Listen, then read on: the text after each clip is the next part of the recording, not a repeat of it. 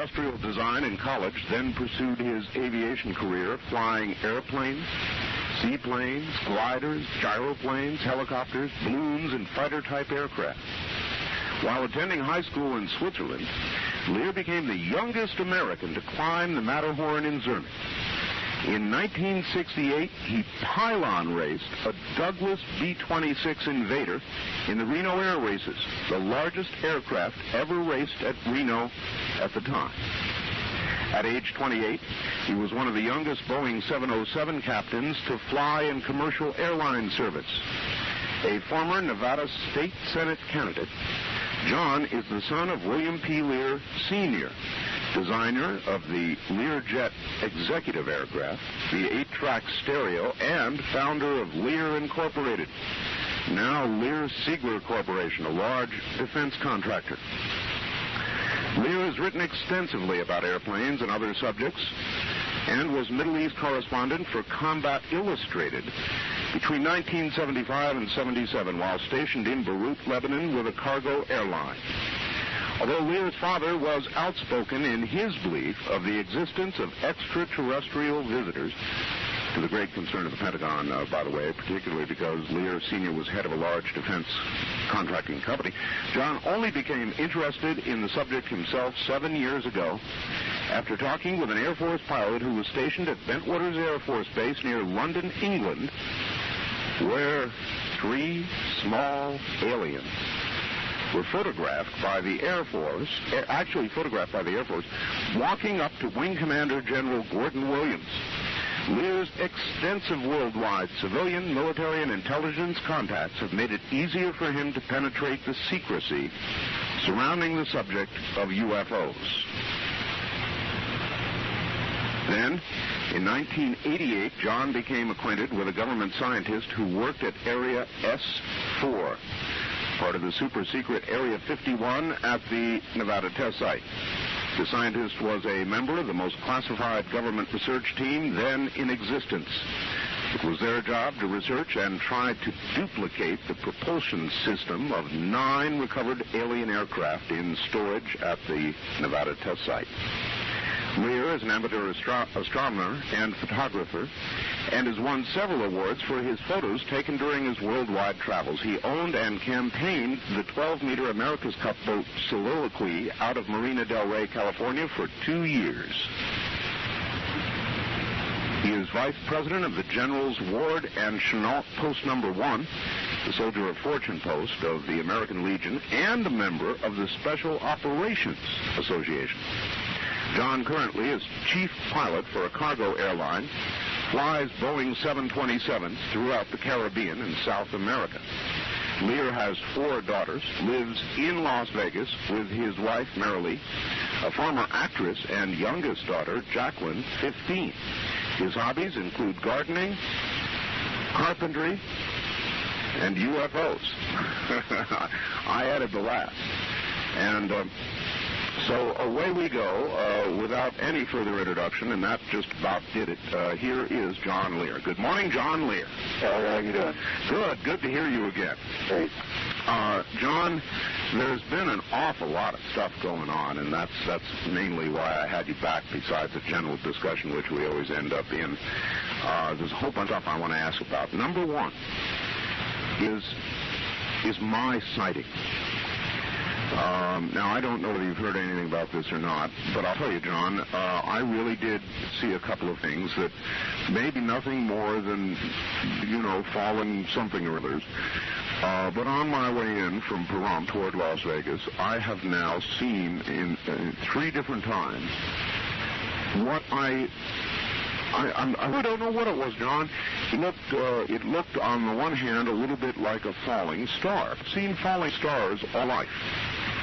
And this was not typical of a falling star. It was more like, I've described it as a green fireball, trailing fire behind it in a trajectory across the sky. It wasn't small. It wasn't like a typical falling star that we've all seen for years. It was, and I'll tell you why I'm mentioning this, John. It's because I said it on the air, and you wouldn't believe the derogatory mail that I've received. I joked around, said it's seed pod or something coming down, but that was just a joke. And for having seen this and reported on it, you can't believe the mail that I've received, John. Yes, I can. And so that set me to think, if that got me that kind of mail, and I said at the time, could a falling star, I don't know, but sure was strange. I can understand what you've gone through. Well, it's been quite an adventure since I accidentally got into this in 1985. It sure has. I bet. Do you get, John, quite a bit of abusive? Come on, what kind of nut are you? Kind of. No, as a matter of fact, I don't think I've gotten any of those at all. Maybe really? One or two in the last 5 years. Oh, I got all kinds of, Art, to take a vacation. Art, working these nights must have gotten to you. It's ridiculous. But I really did see these things, John. I don't suppose you have any thought or have heard anybody else talk about it. Green fireballs is what were. Well, it could have been the sheriff's helicopter, right? Oh, no, John. Nor was it bomb gas here in the desert. It may have been a gigantic falling star. I have no way of knowing, John, but... Well, there's a lot of reports in I think it was 48, 49, and 50 in New Mexico, green fireballs. Lots of those. I haven't heard too many recently, but there certainly was back then. I could only describe it as trailing fire and sparks and so on, and the sucker was really moving. I mean, it just went across a trajectory in the sky in just, 4 or 5 seconds. It was really moving. Oh, there's a lot of strange things flying. Yes, there are. Out in my valley, John, I see some mighty strange stuff. All right. I watched, I don't suppose you happened to see Sightings last night, did you? No, I thought. What was on? Sightings last night did a little segment on angels. And I hate to start in on this so early, but they commissioned the Gallup poll people to do a poll and ask the American people how many, by percentage, believe in angels. This will surprise you. 65% of the American people, according to Gallup, believe in angels. How about that?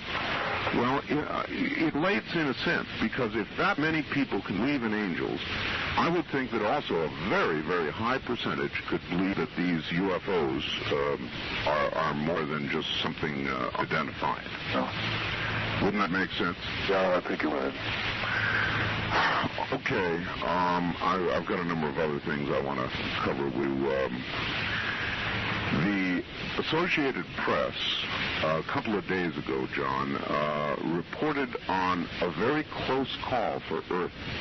At first I thought that it was an old report, but then they began to say, as we slept last night, a 2-mile-wide asteroid passed within 2 million miles of Earth, which they considered to be just close within a cosmic blink.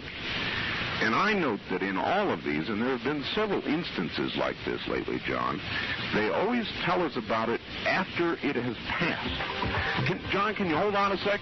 We've got to do a break. Stand by. Radio in the nighttime from the great American Southwest. I'm Art Bell with John Lear, and we're going to be talking UFOs and other strange things this morning. So back to it we go, and John, that was a big rock. I mean, a 2-mile-wide asteroid that passed right by. Well, they always tell us right after. I think that happened about 6 months ago, but... Yes, it did. Yes, it did. That's what I'm recalling, and it's been a series of these, John. Are we just going to sort of not wake up one day? Probably be like that. Remember, a couple of years ago, they got Dan Quayle head of some deal that was supposed to look out in space and see if there are any asteroids headed this way. Everybody poo-pooed it. I recall at the time, oh, what a waste of money, they said. But I'm tired of hearing this about all this like a baseball score, you know. It seems to me, aren't we keeping track of these things? Shouldn't we be? Well, it seems so. There's certainly a lot of them out there. Well, here's the big $64,000 question, John. Suppose they saw one headed our way that wasn't going to miss. Would they tell us? Intercepted him, and he thought, well, I'll go along with him. They can't prove anything, and then shot him down when they got him over Russia. Holy mackerel. But they couldn't prove it one way or the other, and they didn't want to risk the 707s, which I was flying, so they went another way, and it's my understanding. I didn't participate in the other one, but it's my understanding they went through Dubai, which would just cross the Persian Gulf into Tehran. And you're pretty confident that because they have officially closed this, which was my reference the other day, that they will not, upon hearing what you've just said, reopen it, or there'll be cries to reopen it? No, I don't think so, because they'd have to let Russ Bucker testify, and he's the SR-71 pilot that brought him back. And they just don't want to get into it. Wow. Well, we just killed 1 hour dead, John, so stand by, relax, get some coffee or whatever, and we'll come back and do another. Okay. All right, stay right there. American Southwest, I'm Art Bell, back with John Lear in a moment. And responding to what John said, I know John's listening right now, I regard the possibility of aliens and UFOs in the same way, I guess I do, as the existence of the Creator. And that has always been a problem for me. I'm probably an agnostic. I would say an agnostic. People will call me and tell me, you must admit the presence, you must accept him. And I know all that. I've heard all that a million times. But I'm the kind of person that has such a hard time accepting something I can't put my finger on, something that I can't prove. And I'm still that way, and that leads me into a position where I appear to vacillate back and forth, and I do. I can't say that our Lord exists. I hope he exists. I believe he exists, but in terms of absolutely my being able to say he exists, I don't know that I can. And that the same thing applies with UFOs, which I have never seen. Anyway, we'll get back to it in just a moment. You're listening to the CBC and BRN radio networks, The Perfect Gift. Here we are again. Oh. I'm sure you heard what I had to say at the top of the hour. Sure did. And it is kind of that way, John. I just am not an absolute believer nor a disbeliever. My mind is open. I am impressed with the number of sightings and the things that we've talked about. In fact, it's frightening. But without hands-on, you can't make that final, or I can't, I should say, make that final step, that leap to, yes, they exist. But you have, haven't you? Oh, absolutely. But if you'd have walked in my shoes for the last 5 years and had access to all the information I had, you'd probably believe as I do. Yeah. All right. So they are real. What are they, John? That's what a lot of people want to know that haven't listened before. What are the creatures that are in these flying things? Well, I used to say that there was 80 different species visiting us. There's probably more. There's certainly more than that out in the universe.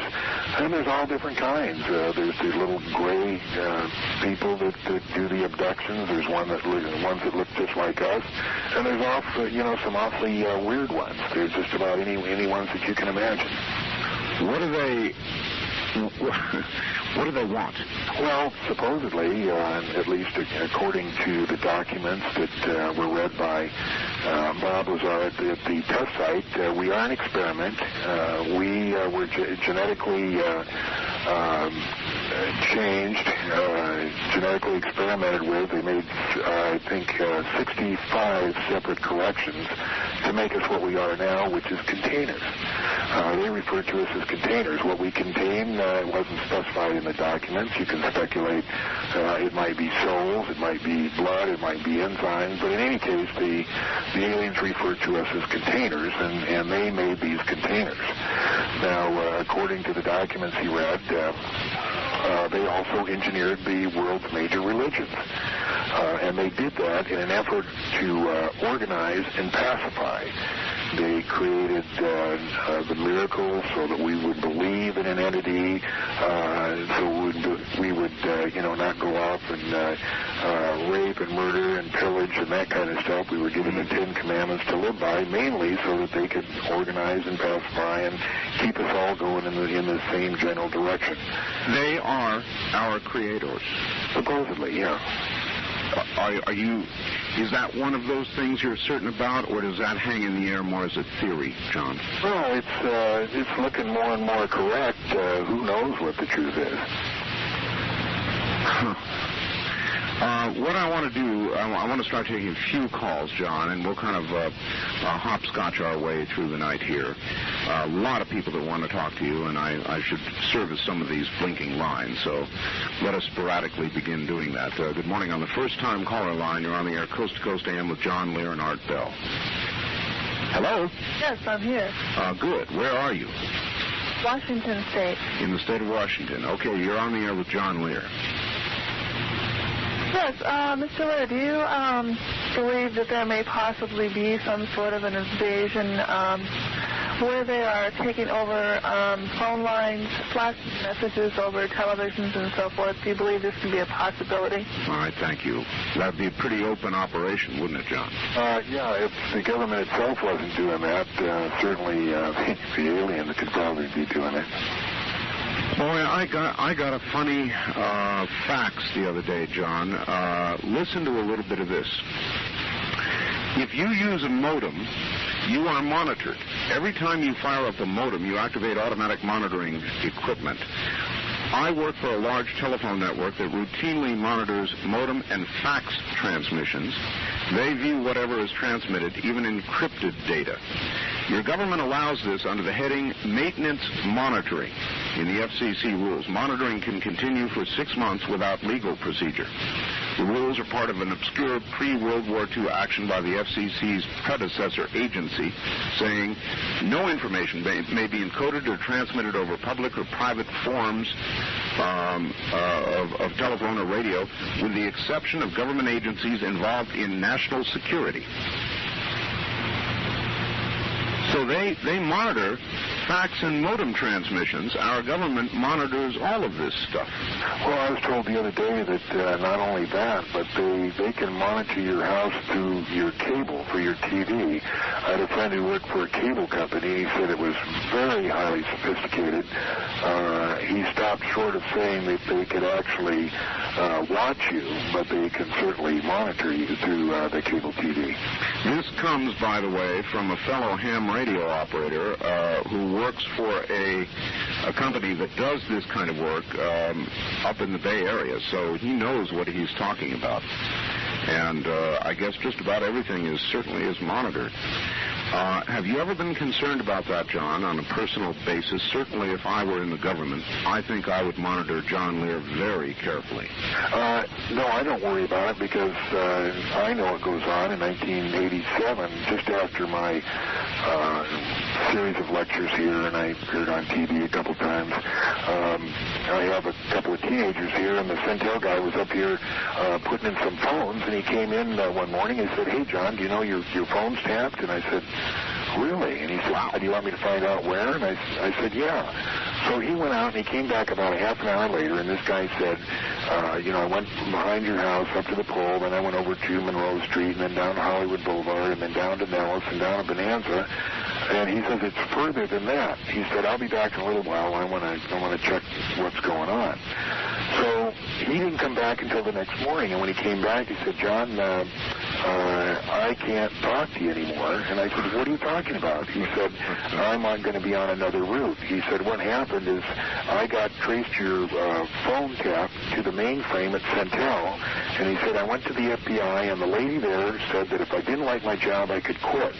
He said, "So I went home last night, thought about it. I went into work this morning, and that same lady was walking out of my boss's office and said the same thing to me. So they made it very clear that if I made any noise, that I wouldn't have my job. And I know who the guy is. I know where he works, and a couple of the other Centel guys often come by and say, so-and-so says to say hello to you." So, John, that's creepy, but it's not a surprise. There's no question in my mind that we're monitored. Uh-huh. I guess then your attitude just becomes, who cares? I'm above board, and I'm going to just keep doing what I'm doing, or does it intimidate you to know that? It doesn't intimidate me. Everything's on the up and up. I'd like to expose some of this stuff that's going on. I don't think a lot of it is right, but it doesn't seem like we can do much about it. Mm-hmm. Wildcard line 3, you're on the air, coast to coast AM with outbound John Lear. Good morning. Oh, good morning, Art. Where are you calling from, sir? I'm calling from Mesa. Mesa, Arizona. They made it very clear that if I made any noise that I wouldn't have my job. And I know who the guy is. I know where he works. And a couple of the other Centel guys often come by and say, so-and-so says to say hello to you. So, John, that's creepy, but it's not a surprise. There's no question in my mind that we're monitored. I guess then your attitude just becomes, who cares? I'm above board, and I'm going to just keep doing what I'm doing, or does it intimidate you to know that? It doesn't intimidate me. Everything's on the up and up. I'd like to expose some of this stuff that's going on. I don't think a lot of it is right, but it doesn't seem like we can do much about it. Mm-hmm. Wildcard line 3, you're on the air, coast to coast AM with outbound John Lear. Good morning. Oh, good morning, Art. Where are you calling from, sir? I'm calling from Mesa. Mesa, Arizona. Yes, sir. All right. I'd like to ask him if it would surprise him to know that Clinton's mother's maiden name was Rockefeller, and that his real name was William Jefferson, B-L-Y-T-H-E IV. Light. The fourth. Is all of that a surprise to you, John? No, I think what he's saying is everybody's connected that goes in the government. We think that we're getting somebody new, but really the President of the United States is just a figurehead. It really doesn't make any difference in there. Good morning, everybody. One of those nights, we've got John Lear with us, and some of the information you're hearing and will hear will be very troubling, even frightening to some. And if you are one of those people, please tune out, turn off, go to bed, have a good night's sleep, and we'll see you some other morning. For the rest of you, we now continue. John, clean out the Petri dish is where we left off, and I've got to say, John, since the ending of this Cold War, here we are in Somalia. You and I talked about that the other morning here in the air, and there are how many other Somalias out there? This Earth, John, is a mess right now. It is the most unorganized, warlike mess I've ever seen. Yeah, you're right on that. I was just wondering why. It'll all become apparent to us in about 6 months, and I really don't know what the reason is, but there's obviously a method to this madness of going into Somalia.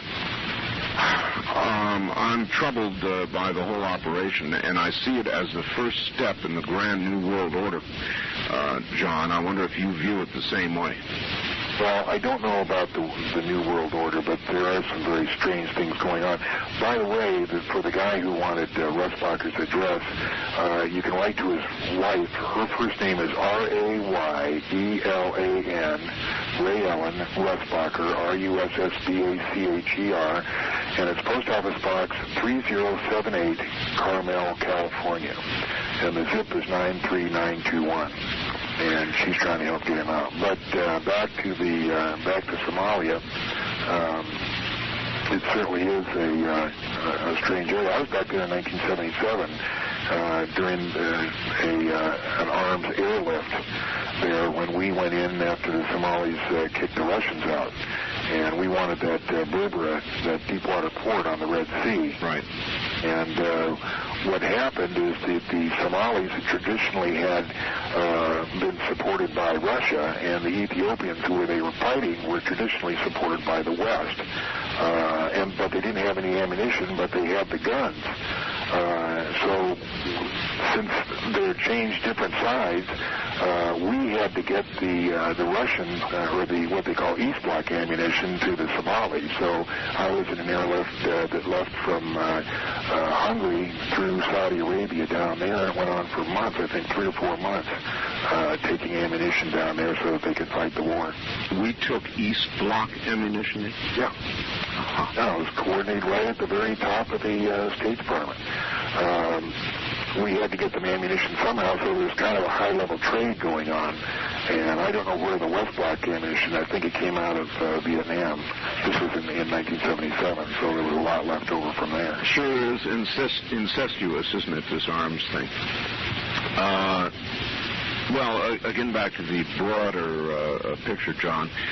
They claim absolutely no national security interest whatsoever, purely humanitarian. And I'm sure they would say the same thing if Bosnia is our next object of attention. I have felt rather manipulated all the way through this, John, as though we saw all the pictures of the starving and we were emotionally worked up, and they prepared us. The media literally prepared us for what we're now doing over there. And would I be wrong in saying I was manipulated?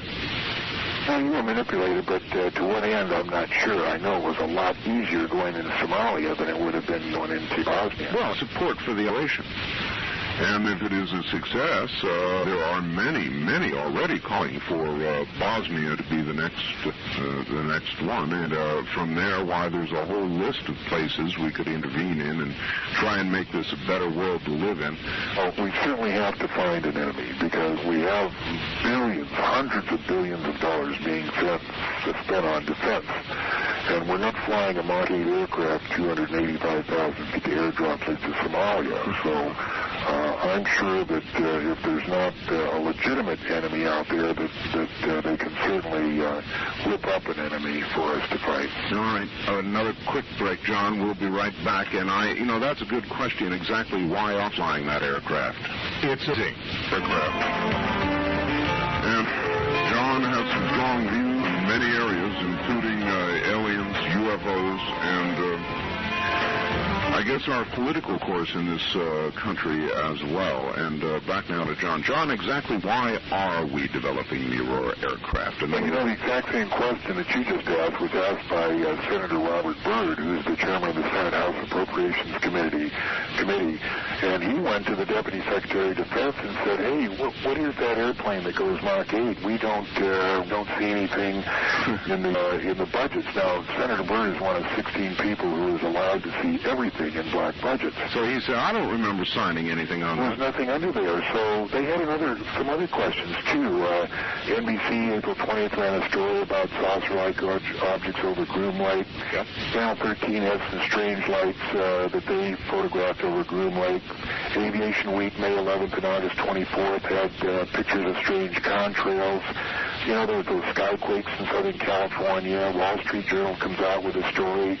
All these things seem to say that there was something strange going on. So Byrd sent out a guy to Las Vegas here last Saturday, Dick D'Amato, senior legislative aide, and he was going to make a surprise trip to Groom Lake, and he told us that, if there was stuff going on, and it wasn't through the normal budget, that he was going to pull the plug on Area 51. So he goes up there on Monday to Groom Lake to tour around and see if any of that stuff is there that we are saying is there, namely Aurora, S4, the disc down at S4, the new unfunded secret airport called Sandia next to Paiute Mesa. And he went up to Groom Lake. As fate would have it, it was snowed in that day, and they told him that they couldn't take him anywhere because of the snow. He said he wanted to go down to S4, and they said, oh, you've been talking to that Bob Lazar guy, huh? So apparently he's going to go back in 2 weeks, and they said that they would take him down there in 2 weeks, but they wouldn't find anything. That they told him that there was nothing there. So I imagine 2 weeks will give them enough time to move stuff out. And there won't be anything there in 2 weeks. I don't have anything against black budgets or anything against secret projects, but when you consider the American taxpayer is footing the bill for these operations, and all likelihood is paying 2 or 3 times the real cost for the legal budget programs to support the black budget programs, you might want to know who the enemy is that we're really preparing to fight. Well, that was the nature of my question.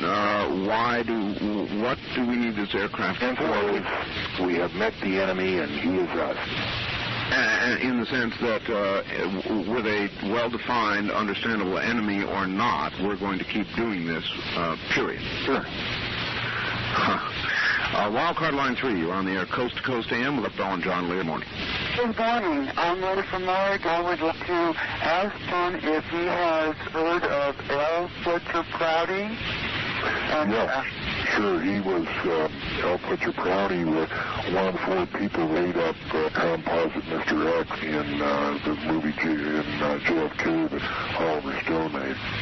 Correct. And I really got an enlightenment about Vietnam and why Vietnam happened. Yeah, L. Fletcher Prouty wrote a book about 20 years ago called The Secret Team, and he's just recently written another one that elaborates on that. Yeah, Prouty's one of the good guys. All right, thank you, ma'am. Appreciate your call, John. I'm going to ask you to comment on kind of a general topic here. The good guys, you said, the UFO community, and it's pretty large. There are a lot of people who talk and lecture. You're probably one of the most respected community, and there is an unbelievable amount of dissension among UFOologists. Why? What's going on here? Why is there so much dissension? Is it not the other day they had gone to their first UFO conference? Everybody would be more or less generally alone, but it's not the case. There is a lot of different views as to grind. You have the Bill Coopers who are real out on the one end, and the Linda Howes who are out on the other end. Exactly. And most of us, trying to bring some sensible sense to the thing, and it's just difficult to do. Everybody has a different axe to grind. I've noticed that every time the 2 people don't agree, the standard thing seems to be to accuse the other guy of being a CIA disinformation operative. That is the standard modus operandi. In other words, if you don't agree with me, you've got to be CIA. This has to be disinformation, and boy, these charges and countercharges just fly, don't they? All right, let's take some more calls. Good morning on the first-time caller line. You're on the Coast to AM with our phone, John. Good morning. Good morning. Where are you calling from, sir? Susanville. Susanville. All right. Turn your radio off and go ahead. John's right here. Okay. How you doing, John? Hey, pretty good. How you doing? Well, I got him. My comment, John, is you were talking about how the how to explain the thing. It's difficult. I'm thinking the Christian thinking is this thing came out the way that you're talking. All the Christians, or a good percentage of the Christians, would probably have a second thought about Christ. And that is the reason that the government is kind of holding this back. Is that the way you're trying to explain it? Well, that's correct. But when you say all the Christians, you think you're talking about a lot of people. Remember, there's 6 billion people on this planet, and, 5 billion of them aren't waiting for Jesus to come back. Yeah. Well, how about the idea of maybe Satan, who is supposed to be running this world prior to Jesus returning, drumming up this infatuation? Well, is there Satan? Well, there's Jesus Christ. You're looking on both aspects, and the way the Bible reads, I think, is that Satan is supposed to be running this world until Christ returns, and maybe this is the big play that Satan is playing. Well, that could be, yeah. As Art knows, I try to stay out of the religious aspect of this because I stick to nuts and bolts. If you want to talk about gravity amplifiers and antimatter reactors, that's what I like to talk about. But I kind of clear the religious aspect. Well, I'm open-minded myself. I believe in Jesus Christ, but I still am open-minded to these UFOs and what have you. But I'll stand by here and listen a little bit more of this program or watch it on television as I'm doing through the satellite. So I appreciate the call. All right, sir. We appreciate your call. Thank you very much. It is inevitable that people want to mix the religious aspect into it somehow, and there really is. It's just that when we don't talk about it, it really gets a lot of people angry, which is exactly why the government won't release all this information, isn't it? Exactly. It's tough to talk about it. A lot of people have grown up with that belief, and they really believe it, and it just could cause a lot of problems. So you can see their point of view of not opening the door in the first place. Well, you were correct that 5 billion people are not waiting for Christ to return. Of that billion, quite a significant number of them are here in this country, and it would disturb them greatly. Right. All right. Let's take one more quick break here, John. Stand by a sec. You're listening to John Lear on the CBC and BRN radio network. And again, I say, if this is all going to disturb you, then turn it off. Don't keep listening to see how disturbed you can really get. The human form that was on the Earth at that time, and that's what the 64 collections were made from. They didn't create them from the beginning. Then our ancestors are some other sort of space creature that was modified genetically into whatever we are right now? Oh, whatever was here. It's my understanding they genetically altered whatever was here. There is, I believe, turning to reality, or a hard documentable reality, there is a missing link. There is a period of time, and they just cannot calculate how mankind made the jump, made the leap, how the intelligent aspect of man was, and there is that in hard science. There is that area, is there not, John? Yeah, it's tough to believe when you figure out what the odds are. Either there's two general beliefs that we evolved from matter that fell out of a comet and landed in the sea, and then you started off with a slime, and then something crawled up on the beach, and we eventually evolved from there. I mean, so there's only that we know of in 18 billion years. The greatest odds that you can think of wouldn't have permitted man to have genetically come from that kind of a sequence of events. The other is that the man was made out of clay, so you can pick those, or as Gene Huff says, you can be an externalist and believe that we were modified by an external factor. All right, this brings me to something else then, John. All of these abductions, these cattle mutilations, if it kind of gives credibility to what you've said, because if we are, in effect, an experiment, surely those conducting the experiment would, from time to time, need information to continue the experiment or decide not to, heaven help us. And so then would that be the reason for the abductions? Inevitably, they talk about medical exams. They were examined medically, John. Right. That might be the very reason for these abductions.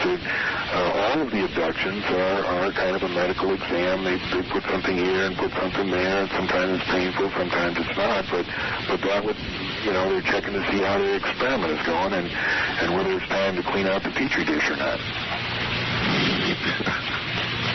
All right, Wildcard Line 3, you're on the air, Coast to Coast AM with John Lear and Art Bell. Hi. Good morning. John, yes. I'm not being personally argumentative. It's just that I have a set of ideas, too, and I kind of think it's challenging to think this way because we all want answers. But how would you explain near-death experience? And that would be my first question. Secondly, you say not to turn it into religion. I've never been religious per se, like I don't go to church, and I don't believe in that. But I have a very strong sense of a God figure for many other reasons. And having been an atheist when I was young, read a lot of books by people who gave me better answers than a Bible as far as factually, could man create God or God create man? And I'm a real strong believer, okay, yeah. in a beginning and a creator. I would say that as far as they go, I don't say they're not real. I've never explained, even on our Bell show, my experience with it. All right. There has been some. All right, we're going to have to hold it there. Listen on the radio, we'll get you an answer. It is an interesting area, John, this business of near-death or death experiences, the bright light and the whole bit. So many have had it, John. Any thoughts on the matter? It's my personal opinion that the soul goes on forever and ever. and that when you depart this body, there is a short time when you can see down and see what's going on before you go to wherever it is we go.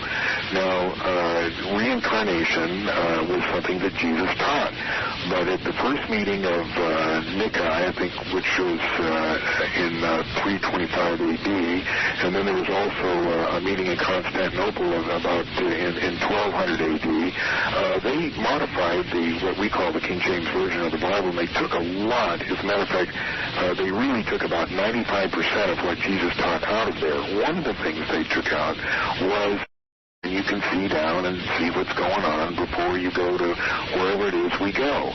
Now, reincarnation was something that Jesus taught, but at the first meeting of Nicaea, I think, which was in 325 AD, and then there was also a meeting in Constantinople about in 1200 AD, they modified what we call the King James Version of the Bible, and they took a lot. As a matter of fact, they really took about 95% of what Jesus taught out of there. One of the things they took out was the idea of reincarnation. I do personally believe in that, and I believe the soul goes on and on and on. So that's the answer, or what I think the answer is to the near-death experiences. Okay, this is going to get into the area that I was afraid of, but I can't resist. Containers, vessels, that's what we are. Possibly containers or vessels for the human soul that we're now talking about. Possibly in experiments with the soul. What, John, pure speculation, do you suppose our creators, our alien scientists that have created us, what use would they have for the human soul? Oh, I don't know. Apparently, there's a lot of interest by one species, the Greys, in emotions.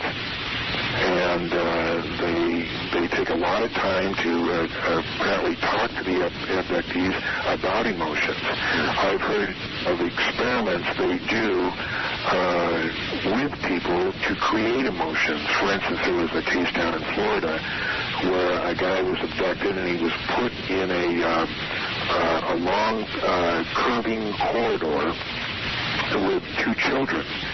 And down one end, as bizarre as this may sound, here comes a fire-breathing dragon.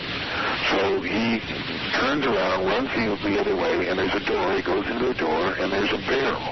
And his decision was, does he put one kid in each barrel and let the dragon eat him, or does he get in the one barrel himself and try and put the other two in there, or what? And this was one of the experiments, I don't remember how it came out, but this is one of the experiments they do in trying to either understand or experiment with emotions. So then you might conclude that emotions, anger, jealousy, all the strong ones, have some value to them. Possibly, yeah. Or they are themselves some sort of energy that can be used in some way? Well, apparently, at least according to the abductees, the Greys don't understand it. They don't have emotions themselves, at least like we do, and they're trying to understand the emotions as we feel them. Wow. Well, we're plotting a lot of new territory this morning. It's very, very interesting. Let's pick up another call quickly. Wildcard line 3, you're on the air coast to coast AM with John Lear and Art Bell. Hi. Oh, thank you, Art. I have two quick questions, and I'll listen to them off the air.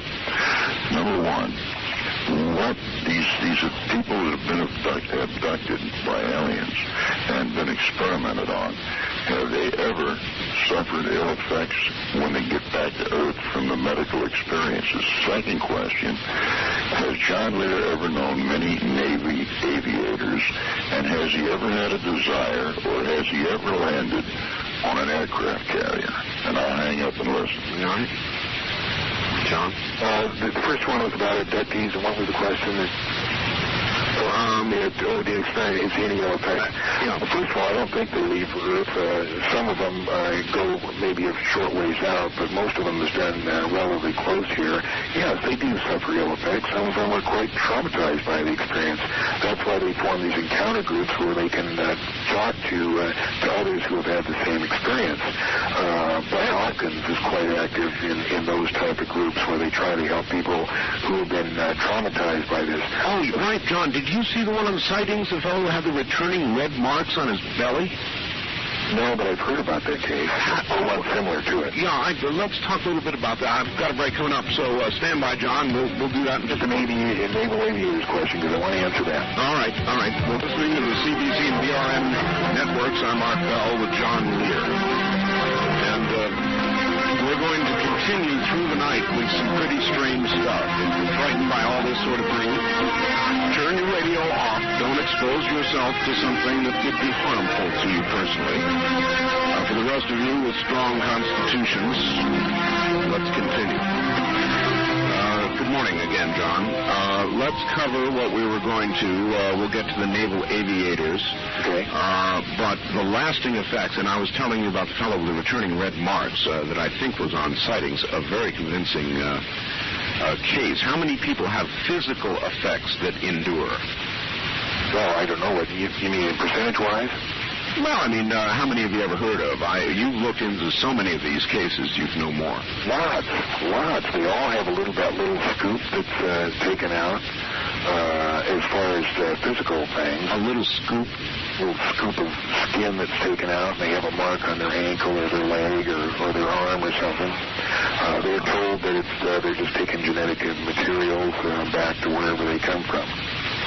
Interestingly, our own government has recently announced that it has begun a program of gathering, first on the military and then probably others, blood samples for genetic recording.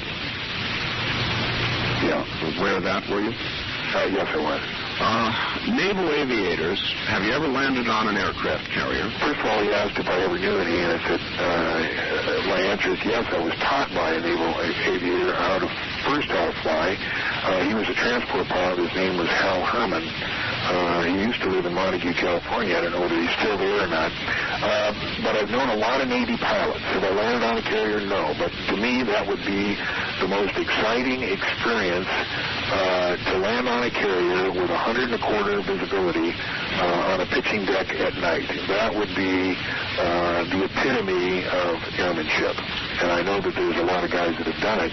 Would you endeavor to do it if you had the chance? Well, I certainly need a lot more training than I have now, but that really takes airmanship, is to land those jets on the pitching deck at night in extremely low visibility. Now, John, I'm told that what you have just described is one of the most terrifying things any pilot can ever do. Oh, you can imagine, because, they don't have all that much fuel. It's not like they can say, well, if I miss, I'll just go back to shore. Sometimes they're quite a ways from shore, Yeah, exactly. That's their only chance. All right, very quickly, we're short on time this hour. Wildcard Line 3, you're on the air, Coast to Coast AM with Art Bell and John Lear. Not a lot of time. Go ahead. Right, this is San Diego, KSTO. Yes, sir. Yeah, Mr. Lear? Yes. About the antimatter reactor? Yes. I got the Scott Lazar video, and the last part it goes, heat is taken in by the thermoelectric generator. Yes. So that means that the gravitational system is electricity. No. Is that what they use to... The thermoelectric generator is separate. That's what provides the positive volt for the operation of the ship. What the tape didn't describe, and what the next one will describe, is how the gravity wave works. And basically the gravity B wave forms like an electrostatic charge on the top of the antimatter reactor. And it's channeled and amplified through the wave guides down to the gravity amplifiers. And that's what's used to make the pull the space towards you. All right, caller, we're out of time this hour, so I've got a scoop. Right. I guess there'll be yet another tape that will explain all this. John, we've got a break for just a few minutes for the news, and we'll be right back. Okay. Stay right there. All right. you doing? You up for a few phone calls? Oh, you bet. All right. Good morning on the first-time caller line. You're on the air Coast to Coast AM with Art Bell and John Lear. Hi, I have two quick questions for Mr. Lear. Number one, a little while ago you said we might start seeing something in about 6 months. And second of all, when is your next speaking engagement?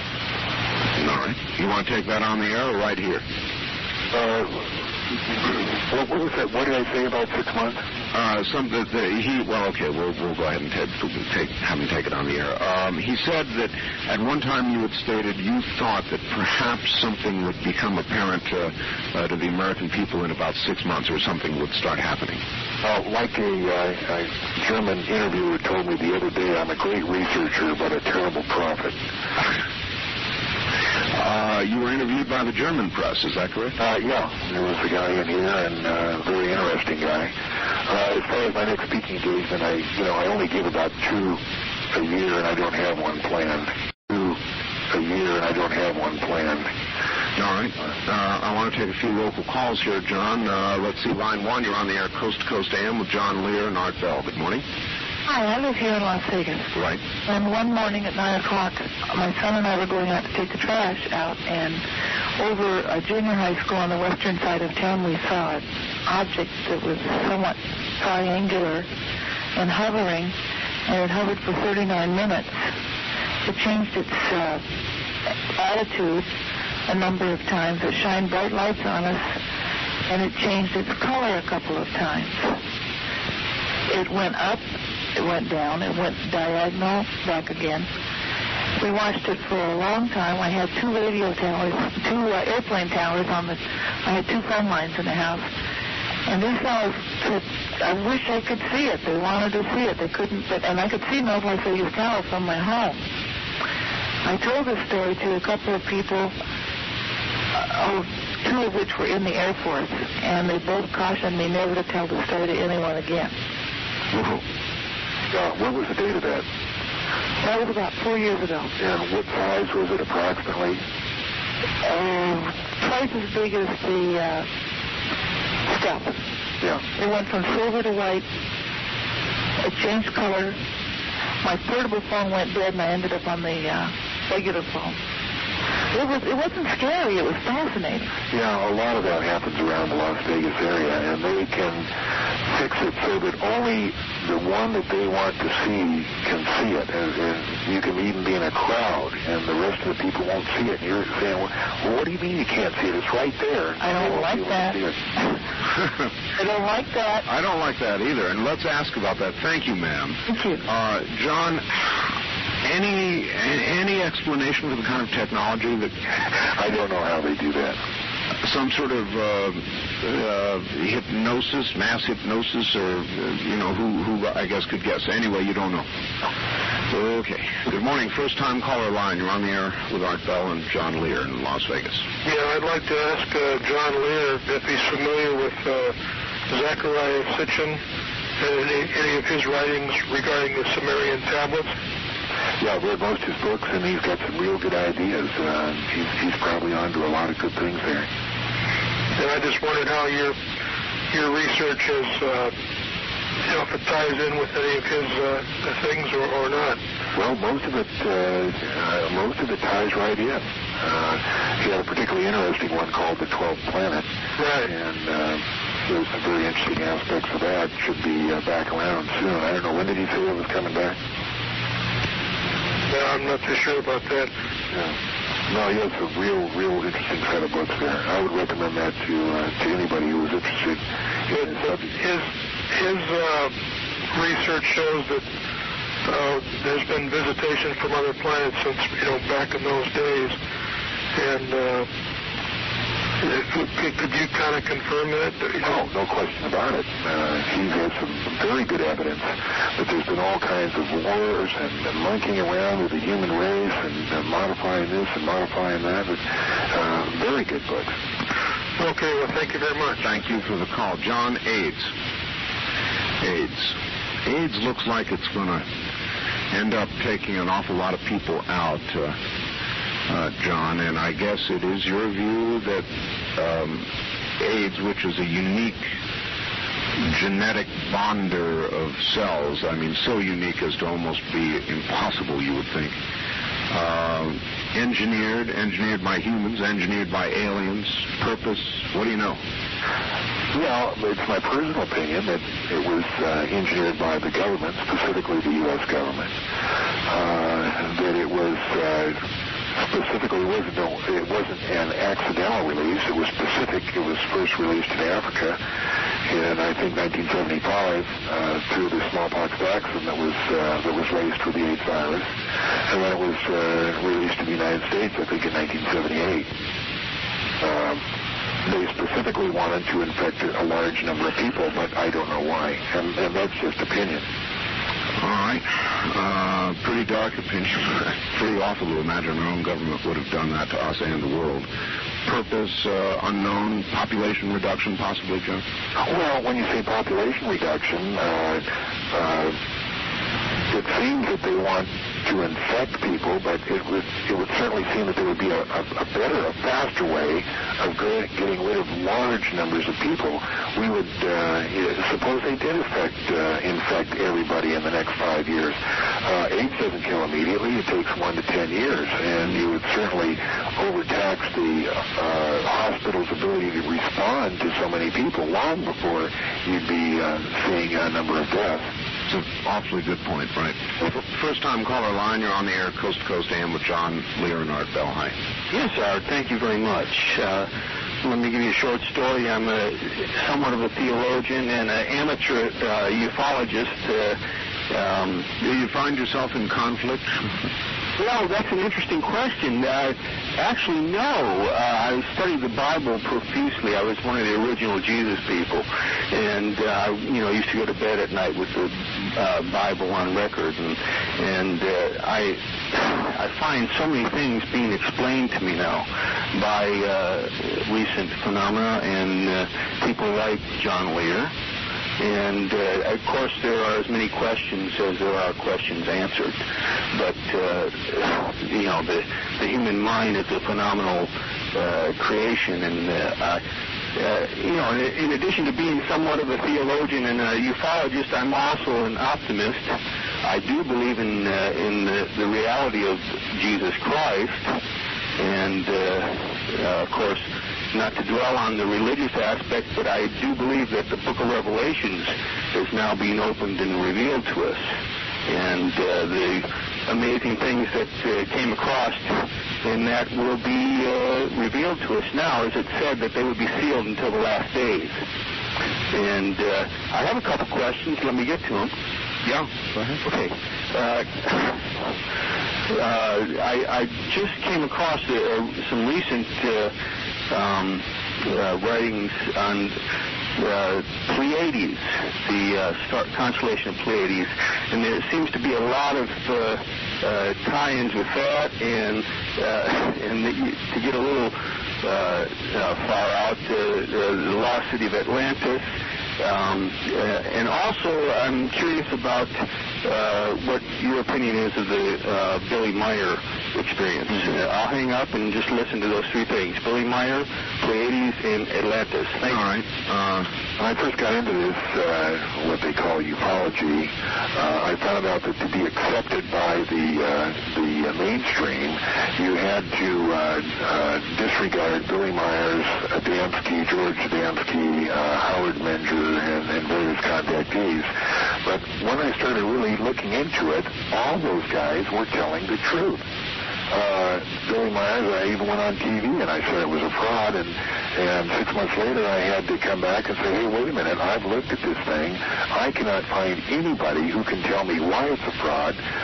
On the other hand, I can look at the moving pictures and say, that looks real, and hear the interviews with Billy Myers and say, yes, that did happen. I can't explain it. I don't know who they are. They say they come from the Pleiades. I have no reason to believe they didn't. So, yes, I believe that the Billy Myers case is a true case.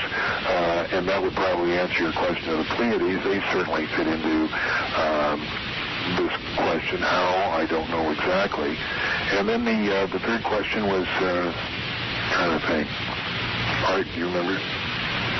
Now I don't. Well, Billy Meyer was, I believe, the third question, John. Billy Meyer and the Pleiades and something else. I forgot. Well, okay. Now I have two. I know Billy Meyer was the third question. I tried to hold on to that, figuring you'd tackle them in order.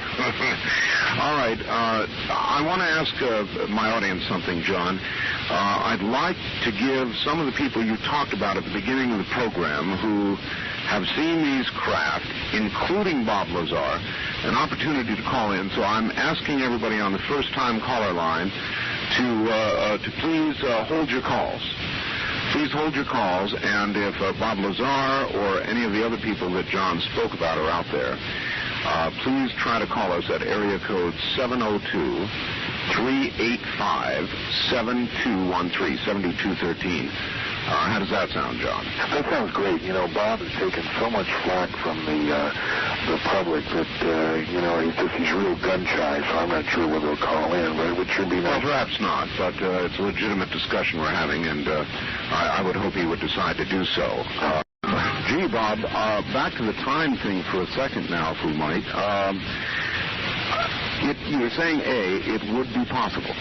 Well, it's not only possible, it happens quite often. I mean, this sounds really far out, but it's known scientific fact that the closer you are to a strong gravity force, the slower time moves. Time, gravity, and space are all intertwined like that. In fact, there was a famous experiment that was done. Two synchronized atomic clocks were placed side by side. They were at the same time, and one was put at sea level, the other was put up at either in a plane or a high mountaintop, I don't recall which, and when they were brought back together, they both were at different times. That was because of the change in gravity. One was further over to that area near the event horizon, or somehow was able to survive it, spent a second there. You could come back to Earth and 1 billion years could have elapsed. You know, the time reference is completely changed. So the whole key is distorting gravity, creating a strong gravitational field, which, in fact, is how these crafts they have at S4 are powered. And they bend or jump through bends in space or create bends in space. How would you explain that, Bob? Well, they essentially create them. They're using a device to artificially create gravity. This device, in turn, part of its nature, gravity distorts time and space. It bends space. It bends time. And this is how they travel. The discussion I got into, John, was, well, gee, is it possible to build something like that? Well, yeah, if you did have an antimatter reactor, a gravity amplifier, and somehow could contain the field so it wouldn't crush the occupant. And yeah, I guess I know where there's a gravity amplifier, just not too many miles from here, huh? Right, getting it's the problem. So if you could put your hands on something like that, that might be then one practical application of the alien technology. Well, is it that practical, though? Well, that's a good question. Something like that, and could turn it on, sit in a chair, and there's really, I don't see any way of going back, but theoretically there should be. I did ask John this, and let me try it on you. He couldn't answer it, said I ought to ask you. If you could, first of all, could a biological entity pass through a black hole without being disrupted or something? And if so, what would be on the other side, Bob? I don't know, and I don't believe anyone does know. There just isn't enough information about black holes to come up with that answer. As a guess, you look at it from a physical standpoint, the gravitational tidal forces entering the black hole should absolutely obliterate anything that even comes near it. But, stranger things have happened, and maybe not. So really, who knows? How much technology are you missing, aside from the gravity amplifier, the ability to make a time machine, or in fact something that would cause you to travel through time? Are we missing a lot of other technology, or given the gravity amp, could you go from there? Well, you really don't even have to do that. Another way is, just accelerating close to the speed of light slows time also. that doesn't take any technology, so it's probably not the safest thing to do. What would theoretically occur to somebody who either came to... Is it possible, Bob, to exceed the speed of light in the physical universe without bending, warping space to do it? No, it's not. No, it's not. As you got near the speed of light, what would occur in all likelihood to a biological entity? All kinds of things. First of all, it's not... It would... Now, because of several things that occur, one of them being is mass increase. As you approach the speed of light, you begin to increase in mass, and therefore it requires more energy to propel you further, or faster, rather. You kind of get stuck in a little loop there. So then great distances really are never going to be traveled that way? No, they can't be. That just isn't practical. On top of that, you can go on for a long time about that. It's not practical. It really isn't. Okay. I guess you left the project with the discs at one point. You do our audience a great favor by describing in as much detail as you're able to what it is you saw and worked on, Bob. I worked on one particular craft that I called the sport model because of its very sleek appearance. Specifically, like I mentioned before, there was a small reactor that was removed from the craft, and we essentially back-engineered it. What we needed to do was find out not only how it worked, but also very important to the project was to see if this technology could be duplicated. One of the main problems in any kind of aircraft is power. And with a tremendous amount of power, you can basically do anything. And here's a reactor that operates, many times more efficiently than a fission reactor, or more efficiently than a fusion reactor, which we haven't even developed yet. Ever could. And it supplies a tremendous amount of power, and this is essentially where we decided to start from, was to work from here and then go on. But all the time that they had this and the time that I spent there, the short time that I spent there, really there's just not a lot you can do. We just don't have the materials to duplicate it. Any ideas what this craft was made of? What kind of metal or substance it was? I say it's metal just because I felt it. It felt cold. It had the appearance of metal. The grain structure appeared to be metal, but I don't know. Like I'm sure John has mentioned, the information is very compartmentalized. And could you describe the interior of the craft? Were you inside? Interior was very bare. There had been some equipment removed from it. There was a reactor. There were 2 seats. There were 2 consoles left, one large console. I call them a console. There was nothing on top.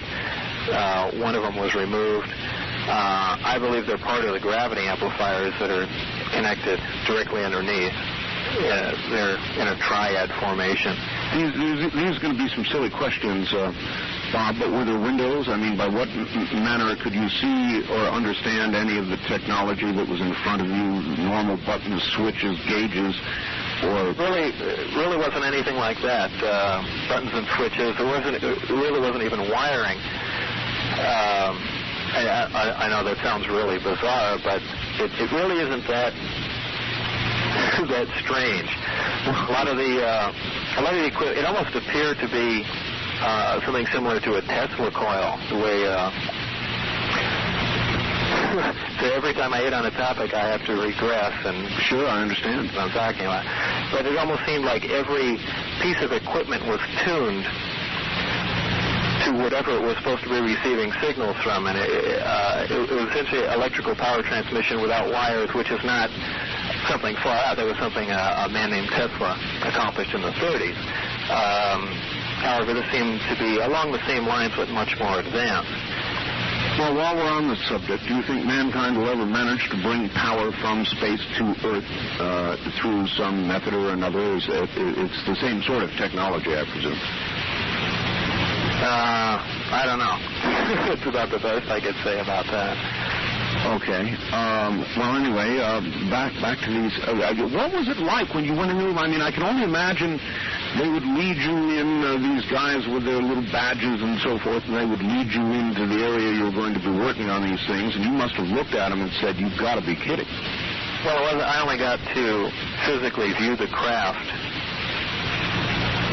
twice. Once was when I went inside to see the placement of the parts that I was to be concentrating on. The other one was in a short flight test. A flight test. I wasn't inside. I saw it from inside the hangar. And what did you see? Just lifted off the ground, almost silently. It had a slight hissing sound to it, and drifted. It was quite amazing. I mean, I speak of it nonchalantly right now, but it's, there again, this was several years ago. Wow. Again, back for a second to magnetism, large magnetic fields have indeed done strange things. Do you recall anything of the story of the Philadelphia experiment? I've heard a lot about it. And I want to run things. This is an unusual opportunity, Bob, so I want to run something by you. I had a friend, somebody I regarded as truly honest and extremely credible, and he told me about an experiment that he saw participated in Arizona, in which a very extremely large electromagnetic field was created. And he claims that he saw something disappear. I mean, flat, completely, poof, disappear when exposed to this field. Is such a thing possible? Well, it's kind of a loaded question. Is it possible for something to disappear when exposed to a large electromagnetic field? Yes. Do I think that happened during the Philadelphia experiment? No. Do I think that mankind right now is capable of doing that? No. There isn't sufficient power generated in the entire output of the planet at this time to create a field of that distortion. Wow. Would the power plants inside these disks be capable of that kind of generation? Yes. Yes. What was the fuel of these craft, Bob? There's some sort of fuel, energy burned, expended, used, right? Yeah, the fuel was, well, let me digress for a moment here, that there are three types of nuclear reactions. One's the fission reaction, which everyone's familiar with. It's essentially how atomic bombs work. It's a splitting of atoms and causing a chain reaction. It releases X amount of energy. Another more efficient reaction is a fusion reaction, which releases a little more energy.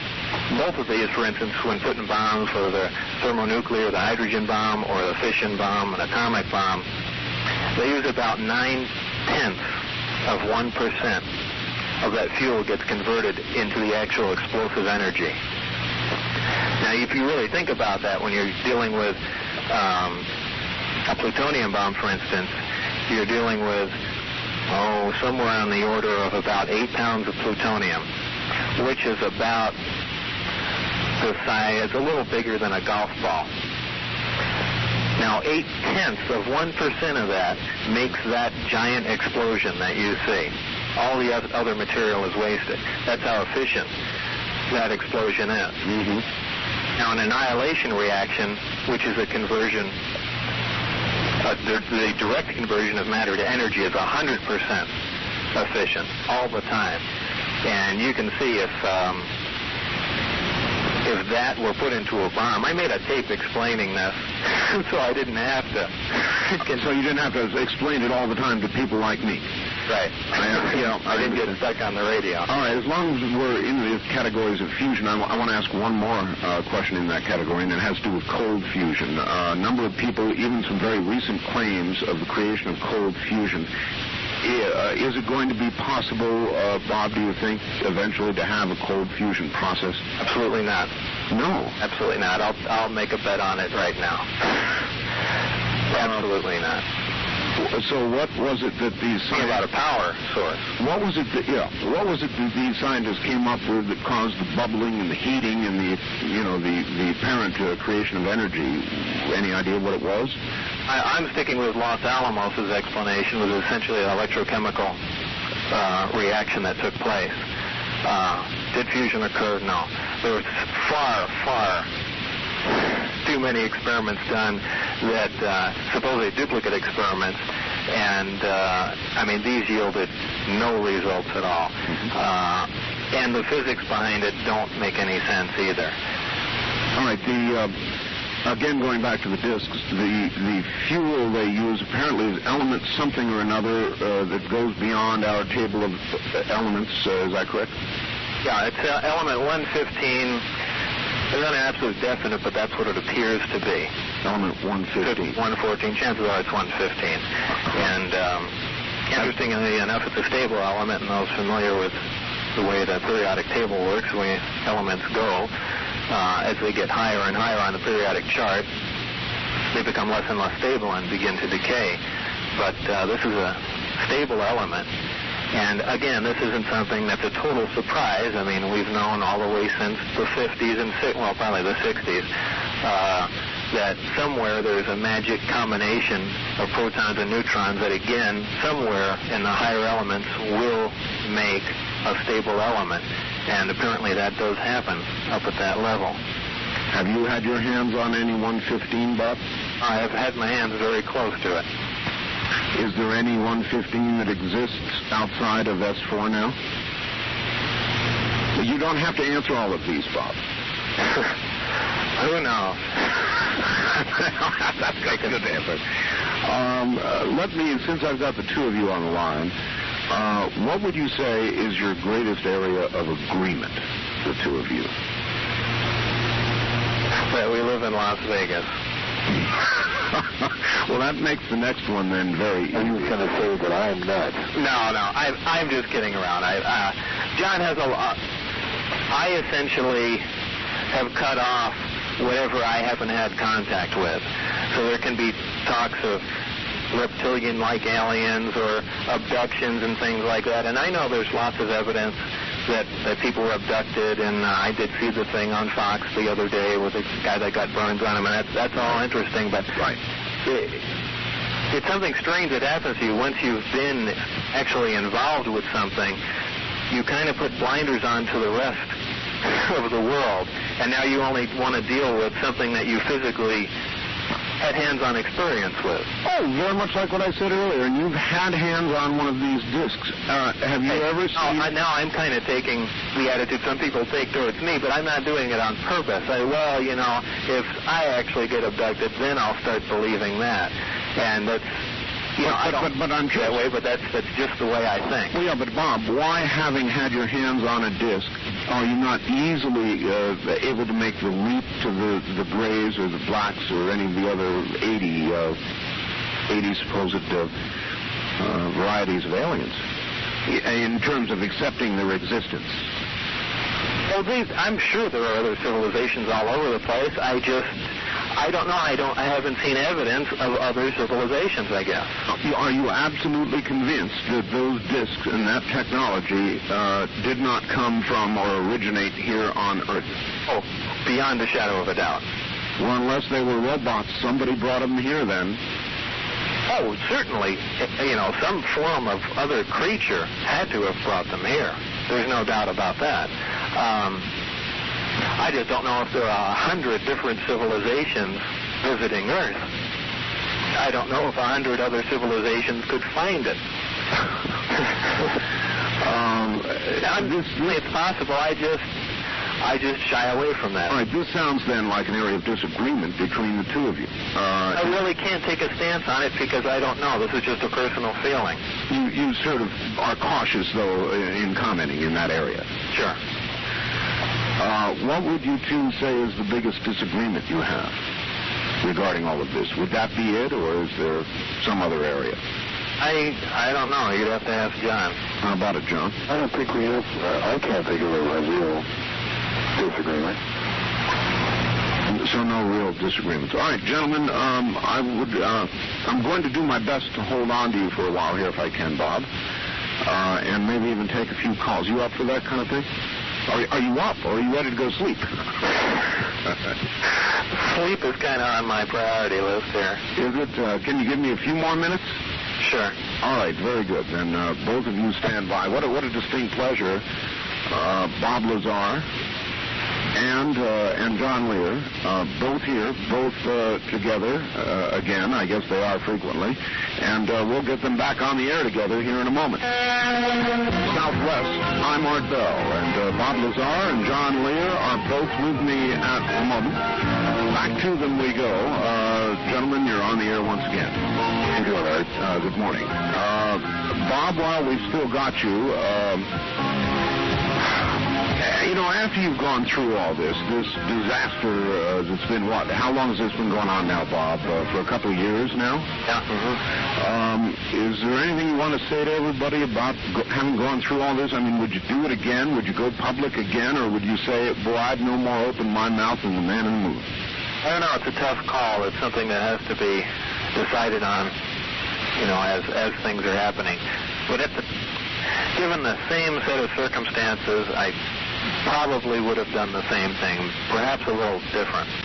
Given the same set of circumstances, I probably would have done the same thing, perhaps a little different.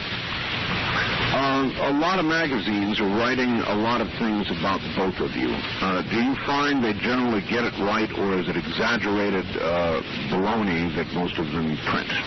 Well, most of the people don't have access to the information, and I'm part of the problem. I don't do interviews. I don't do talk shows. I don't go on and give lectures. I just don't do anything.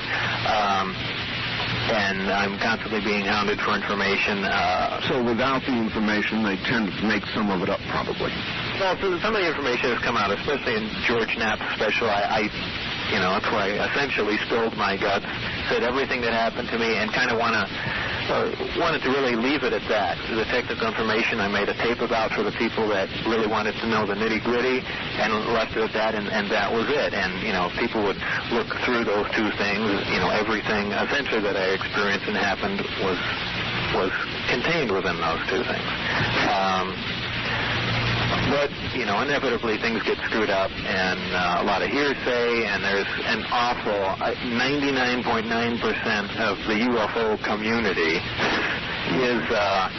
are crazy. These people are just absolutely out of their minds, and I really want to have nothing to do with them.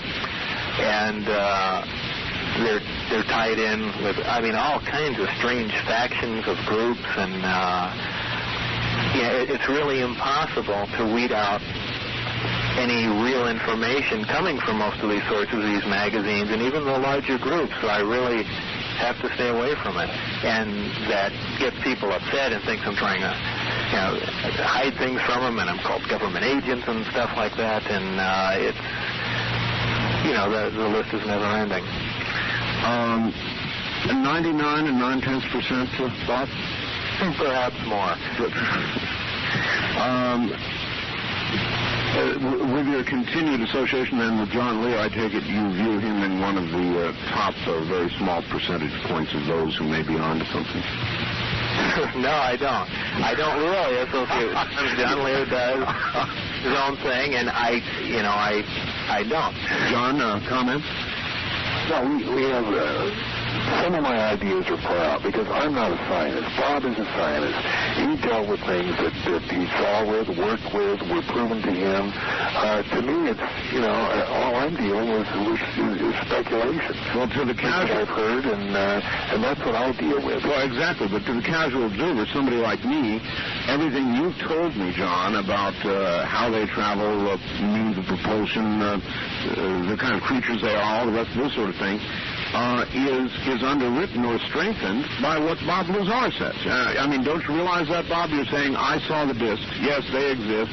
Well, yeah, the information, like I said, the only information I know are the technical aspects of the craft. And that information John has, we've talked about that, and he understands it, and the information that he relays like that is absolutely correct, and I'll verify that. I actually got to work with that stuff. I don't know. Aliens didn't take me to their planet. I don't have proof where they came from. I don't know how any deal was cut. I don't know about abductions. I don't know about all that other stuff. Listen to me. We've got to stop here. I've got a newscast I've got to do. Please stay around just a little while longer, will you, Bob? Sure. All right. Stay right there. The Coast AM with Art Bell, live on the CBC Radio Network. To call the show locally, dial 383-8255. 383-8255. To call toll-free all across the West, dial 1-800-338-8255.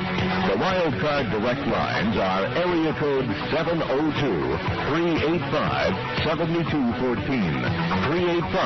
385-7214. And finally, if you've never called the show before, try the first-time caller line at 702-385-7213. We invite you to participate on the Talk of the West KGON and the CBC network.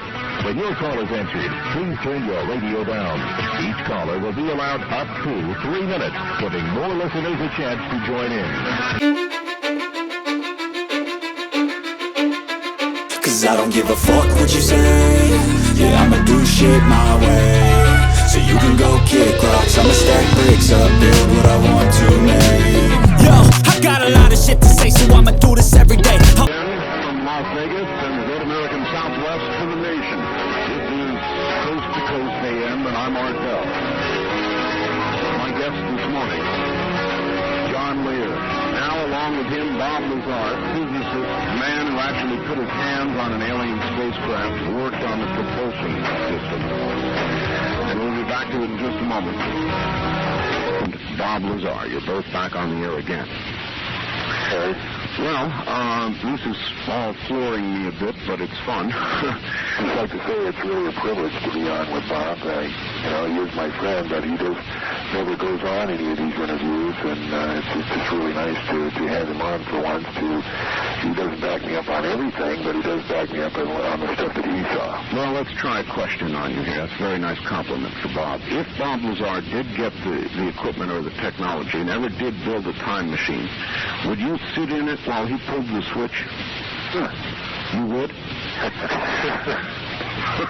I think he would, Bob. It's strange. I get a lot of letters from people, and there have been quite a few people that really think that I have a time machine. And I would really like to know how this got started. I mean, there are people with honest requests wanting to know how much that I would charge them. They need to go back to the 50s to rescue their brother from being killed or something like that. And I really have to make it clear. I really don't have a time machine, and I don't possess the technology to make one either. Right. Well, please don't write to me asking that. Well, there is this, though, Bob. If you had built a time machine using some of that technology, would you be likely to admit it?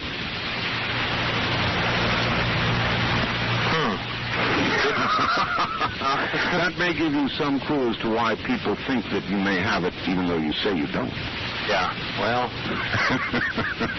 I'd like to just... well taken, I guess. I would like to take just a couple of calls just for the fun of it, and let's see if anybody has any questions. Listen, before we do, can I just tell the folks how to get a hold of this tape that Bob put out, because he won't advertise himself, but I think it's important. But if you do want to know about this technology and what Bob saw up at the test site, he does have a videotape available, and you can write to Tri-Dot Corporation. That's TRIDOT, Tri-Dot Corporation, 1324 Southeastern. And that's in Las Vegas, and it's Las Vegas 89104. And the price is $29.95 plus $3 shipping and handling. And if you want to know about this stuff, you just can't make a better investment. I know Bob doesn't advertise this very much, but I think it's really important. Well, there's going to be another one, too, isn't there, Bob? It's kind of in the works, but that tape was a lot of people that viewed the first tape, it's a technical tape, but it's made for the layman to understand all the technology and how it works. And there's just been a request for a tape that goes heavy into the physics. A lot of technical people, scientists and that sort of thing, want all the specifics exactly, formulas and things along those lines, and that's what the second tape will probably cover. I'm not really sure about that yet. Nothing's been done with it, and what kind of technology would that give away? Well, really, we're just talking about the how specifically the amplifiers work, things along those lines. With the knowledge, Bob, of roughly how they work, would it be possible for somebody on this Earth to eventually, do you feel, build or duplicate that technology and build something that would do what that power plant does? Well, it's just a matter of having access to certain materials. With some super heavy elements, such as element 115, with the proper materials, we could absolutely build it. The technology is not millions of years ahead of us. You're looking at technology that's maybe hundreds and hundreds of years ahead of us. It's not that phenomenal. It really isn't. A lot of people, you're looking at technology that's maybe hundreds and hundreds of years ahead of us. It's not that phenomenal. It really isn't. A lot of people, talk about it being even billions of years, and it really isn't. This technology is not that far-fetched once you get your hands around it. So it is quite feasible that we could eventually duplicate these systems, but not with materials that we have readily available right now. There'd have to be another source for these materials. I asked this of John earlier, and it's another one from hard answer that came up with a good answer nevertheless. I heard an astrologer who said that the sun, over the last 2 months, Bob, has lost roughly 1/10 of 1% of its output.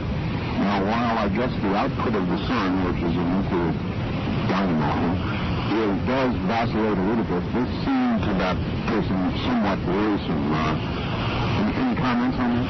I wouldn't be really concerned. I mean, the sun has a tremendous hydrogen supply, which is being, fusion reaction is being converted to helium, and you don't really have to be concerned about anything running out for probably about 5 billion years, and then at that point, there'll be some pretty dramatic changes. There's no real problem that could develop in it causing enough of a drop to affect us ecologically. As a matter of fact, when the sun begins to run out of fuel, it's going to swell. So it's not going to burn out like a candle. All right, indulge just a couple calls here. We are a talk show. Wildcard line 3, we're on the coast-to-coast end with Art Bell, John Lear, and Bob Lazar. I'm going to do good. Where are you calling from, sir? Las Vegas. Las Vegas, all right. All right.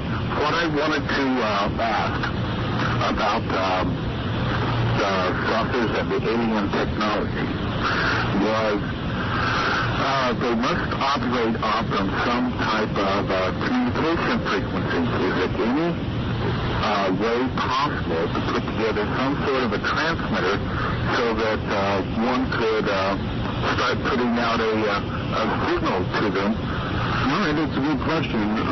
Bob, any insights into whatever communications capabilities they have? Well, what bothers me with the communication, and of course there must be some in the craft, is that because of the gravitational field, everything is going to be distorted around the craft, whether it's radio waves, whether it's light waves. And in fact, someone had asked earlier how craft, I think they have how craft seemingly disappears or underneath it. Well, this again is characteristic of a gravity amplifier, that it actually pulls light around it. For instance, I even mentioned in my tape that there are stars that are behind the sun, where the sun actually blocks our view, and we can see those stars. The reason why is the sun has a tremendous amount of gravity, pulls the light from the star up and around the sun so we can see it.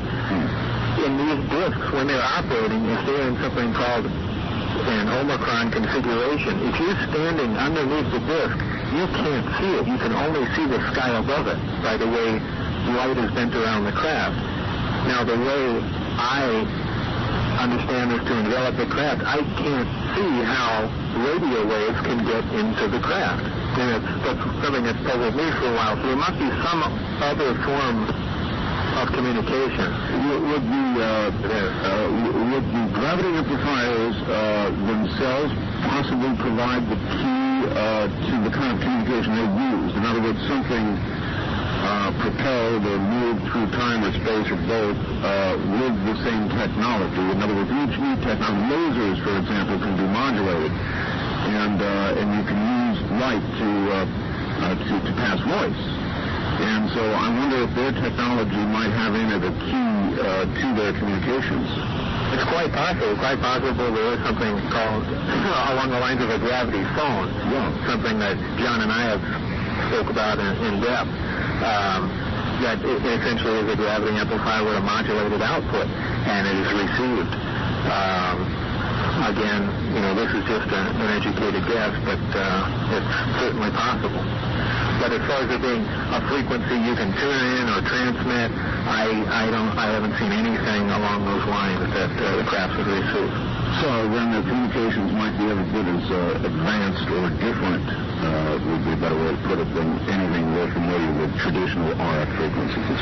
Probably, because they're traveling such tremendous distances, the craft would get there years before their transmission did. So they can't use regular radio transmission. They have to use something that actually bends time and space. Yeah, one would think that any insight into that at all might give one the ability eventually then to communicate, if not travel to these creatures that communicate with the point of origin. Right, I agree. Wildcard Line 2, you're on the air, Coast to Coast AM with the group. Hello, are you there? Yeah. Yes, sir. Turn the radio off, number one. Okay. I've been trying to get through you for a long time. Where are you calling from? Calling in from Las Vegas. All right. Go ahead. The first question is, this is directed to John Lear. Do the aliens have philosophy about their own creator or creation? Number two, the supercluster that is to be built in Texas, is that going to give any clues to their technological advances? All right, well, there's a question for each one of us. Really, to philosophy, and I'd like to hear Bob's answer on the supercollider. I've heard many people say, they're building that to make 115, and I never asked Bob about it. Element 115. Bob, what can you tell us about the super collider? Well, to be honest with you, I don't know a whole lot about the super collider. I do know the basic plan and what they're attempting to do. Is it going to be used to make 115? No. Again, if you're going to assemble an incredibly heavy element like that, other elements that we've synthesized up to 109, and that hasn't been really documented. But these have been put in accelerators for an incredibly long time at a tremendous cost of electrical power. And, we essentially have a yield of 1 or 2 atoms of the substance. If you're talking about something much higher than that, like element 115, it's just inconceivable. You'd have to have this tremendous thing running at full power for decades to wind up with several atoms of a substance, if it can be done. And that's why I've always contended that element 115 has got to, it must have been naturally created. All right. I'm right on top of another break, and gee whiz, there's just not enough time to say goodbye, so I get you have to stand by, both of you. That's known as the tricks of the trade. You're listening to the CBC BRN Network. Right back. Area 51. And Bob Lazar and John Lear. They're my guests. I'm Mark Bell. We're going back now to the phone. And you're both back on the air again. Yeah, I don't know how you did it. Again, it's an honor for me to come on the same program with Bob. I know that both couldn't do an interview with him. I don't know how you did it. It really is. Well, it is indeed an honor to to have you here, Bob. Thank you. If I might, let's expose you both to some more people. Wildcard Line 3, you're on the Coast to Coast AM with the group. Good morning. Oh, yes. Yeah, I'm really honored. This is my second time. I called earlier on the first-time caller line. You couldn't remember my third question, which had to do with Atlantis. Oh, thank you. Yes, thank you. And thank you for the call back. John, that's right. It was out of Atlantis. Yes, they probably, is based in fact for a lot of mythology. The one thing that I can't find any information on is where did the myth of the dragon come from? Was there really something? I mean, usually there's a basis in fact of most mythology. Something happened to make that, but I've always wondered where the dragon came from. All right, well, at least you addressed it. Thank you. Good morning. You're on the air, Coast to Coast AM with the group here. Hi, I was on Richmond area. Where are you calling from? Arizona. Arizona, all right. Yeah, I wanted to know before I was fixing up off a kid on so you're about ready to go out. But I want to know where I can get the tapes from. Copies of them. All right. I'm sure that'll please them. John, why don't you go ahead and give out the address for the Tri-Dot Corporation, TRIDOT Corporation, and it's 1324. That's 1324 Southeastern. And it's Las Vegas, Nevada. And it's Las Vegas, Nevada. 89104. 89104. And it's $29.95 plus $3 shipping and handling. And you'll really enjoy it. All right. Bob, a question for you. Has anybody who's heard these stories or any of the publications or any official government agency subjected you to any sort of truth-telling trauma, injections, machines hooked up to you, anything to try and verify what you said? Well, when I first mentioned it to the television network up here, I voluntarily took my detector test, but I never took any truth serum, and no one else has come after me or forced me to do anything. Our local news anchor on Channel 8, I guess went along with you and looked at and investigated. What was his personal determination after he finished looking into this and did his show? Do you know? George Knapp, you mean? That's right. I'd like to answer that question.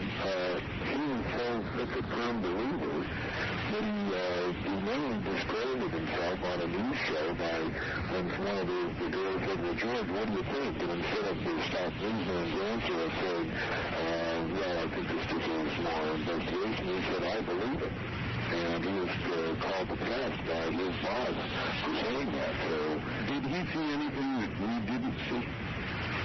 May have had access to some information.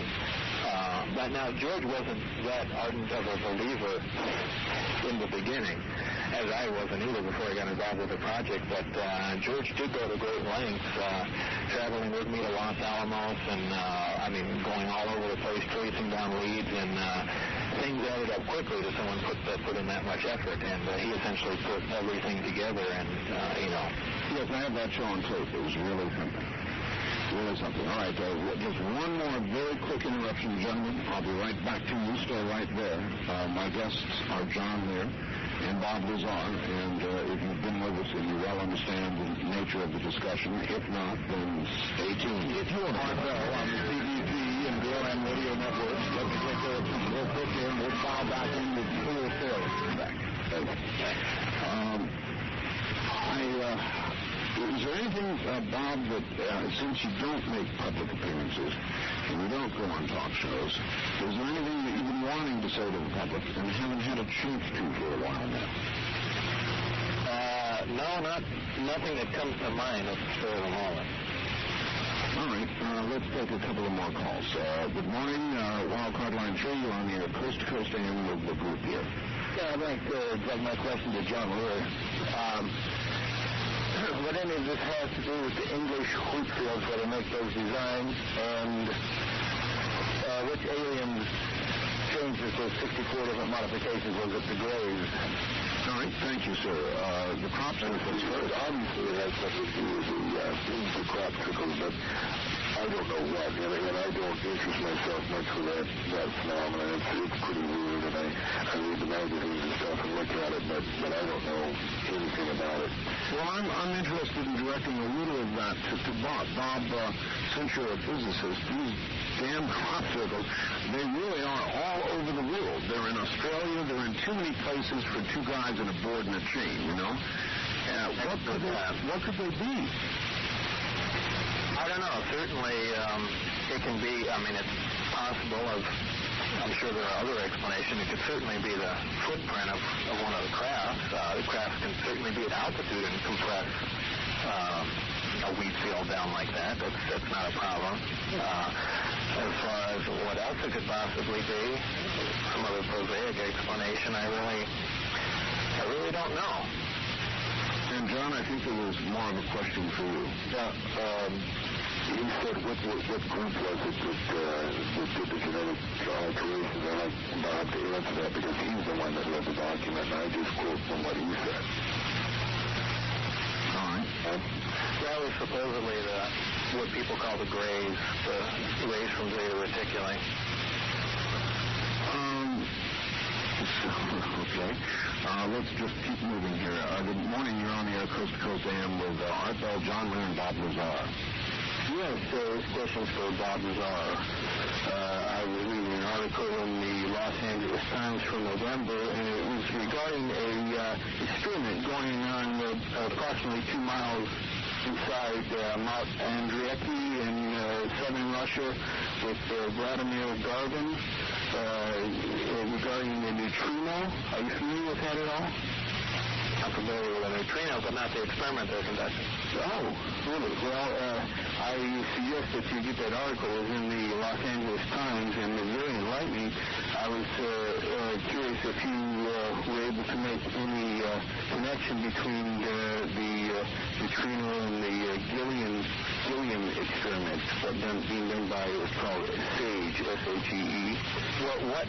What specifically were the Russians doing? Well, it's a combination Soviet and U.S. experiment. I was hoping you could answer the question, but I think they're looking for subatomic matter. All right. Like quarks and things of that sort? Yes. All right, thank you. Is that the purpose of one of the purposes of the accelerator in Texas for building? Well, that's certainly one of them. It's kind of a useful tool. There are a lot of things you can do with an accelerator on the subatomic level, but certainly one of them is the building blocks, what actually compromises protons and neutrons, and looking at the different flavors, as they say, of quarks and other subatomic particles that only exist in areas of extreme energy and only come into only were in existence at the very creation of the universe. So in exploring the subatomic world, you're kind of looking back in time. Bob, again, I'm not a physicist, but I heard also from this astronomer, perhaps a question directed at him earlier, that we are from time to time able to detect neutrinos from the sun here on Earth. Is that correct? Well, first of all, our neutrino detectors aren't really worth very much. But, yeah, neutrinos are not only produced by the sun, but when we can detect them, neutrinos will go clear through the Earth. In fact, it's theorized that a light year of lead, I mean, it's like somewhere on the order of 6 trillion miles of lead, would not stop a neutrino. That's why I was interested to see what experiments the Russians were doing with neutrinos, since it'd be very hard to interact them with any matter. Well, the further comment was there was worry that they have not been detecting as many neutrinos as they once did, and this was some sort of source of worry. Well, neutrinos really don't do anything.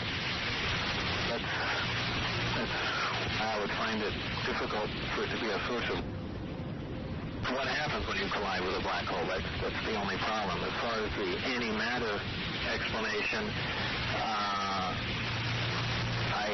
I think they've almost ruled that out because there would be some residual byproducts of that reaction that could probably still be detected today. But there again, it's after the fact. It was a long time ago. I think it was in 1918, maybe 1930. Boy, that date just slips my mind. But that's fascinating. Line 3 in Las Vegas, you're on the air coast to coast with the group here. Good morning, Las Vegas, line 3. I guess not, gentlemen. Las Vegas, line 1, you're on the air. My question is directed to Mr. Lear, and it has to do with the way the aliens communicate. I had an experience many years ago where I received a message. It was a wordless knowing. You had William Masters as a guest, and I heard him speak of that. The only way I can describe it is a wordless knowing. A wordless knowing might be described as intuition. Well, I always thought it was a message from either the Creator or the Savior or a guardian angel. However, just listening to this program tonight, I think possibly it could be an alien because they communicate telepathically. And that's, I think, what this was.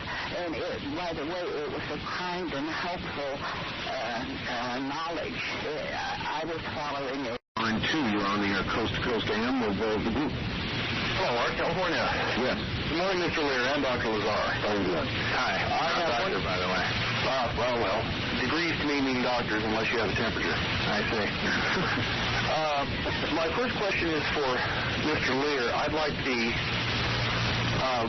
where I could get information on that hands-off law regarding intact UFOs, fragments, and the occupants. Well, I'm glad you asked that because I just pulled that out, thinking that somebody would call. And it is 14 CFR 1211 of the Code of Federal Regulations. Okay. And what it says is, anyone who sees and approaches a UFO and is able to touch the object may be liable for a $5,000 fine and or a year in prison if he or she does not submit to detention. Wait a minute. Have you been fined, Bob? No, I've never heard of this before. What are you reading this from, John? From the Code of Federal Regulations, 14 CFR 1211.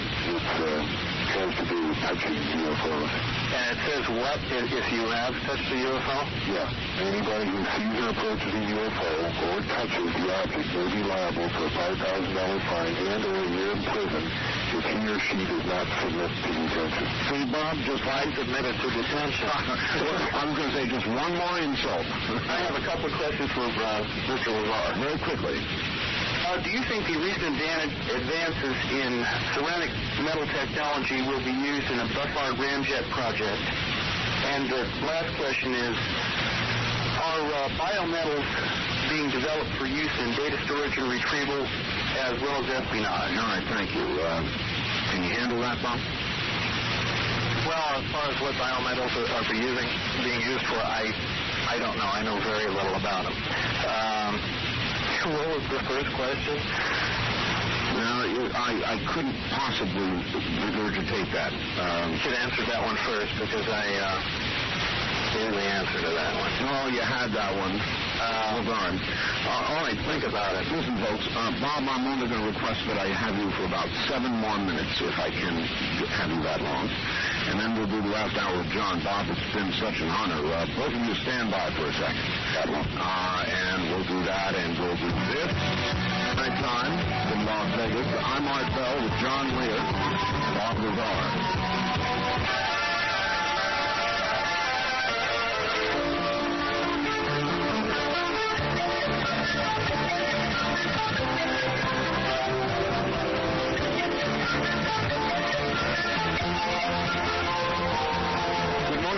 From Las Vegas, unusually Bob Lazar and John Lear with us together this morning. And let's quickly go back to them because we don't have a whole lot of time here.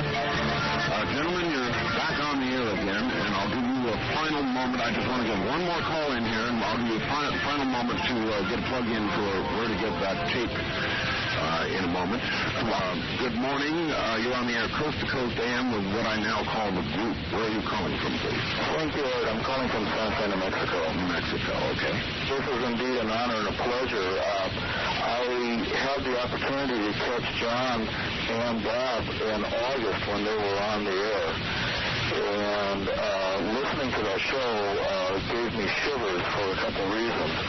In 1989, I had an experience in the mountains of New Mexico, which after viewing some objects in the sky, I started to write down some things in the following days.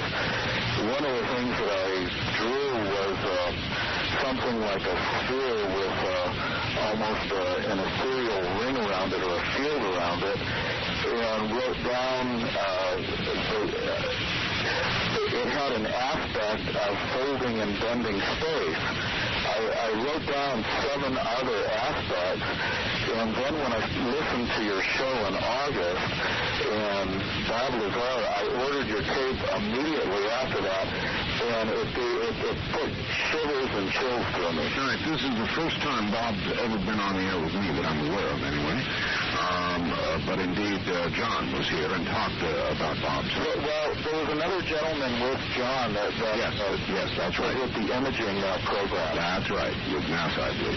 Yeah, and anyway, one of the aspects that I wanted to ask Bob Lazar about, if he had any opportunity to read or view any documents about the energy, one of the things that Okay, we've got to hurry here, sir. Okay.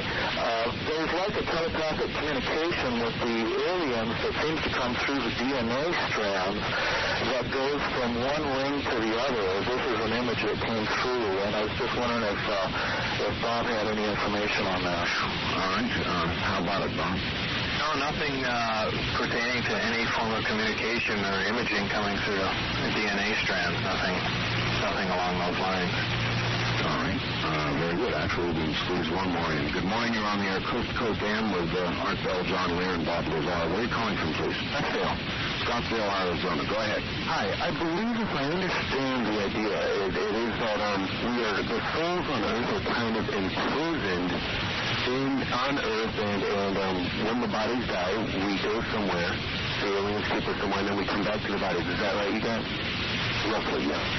Okay, well, my question is what do you guys think about the idea if someone could leave our planet, on, say, a spaceship or something, and they died, then what would happen to their soul? I mean, would they be free in the sense of the prison that apparently, All right, we'll have to hold it there. Anybody want to tackle that? Of course.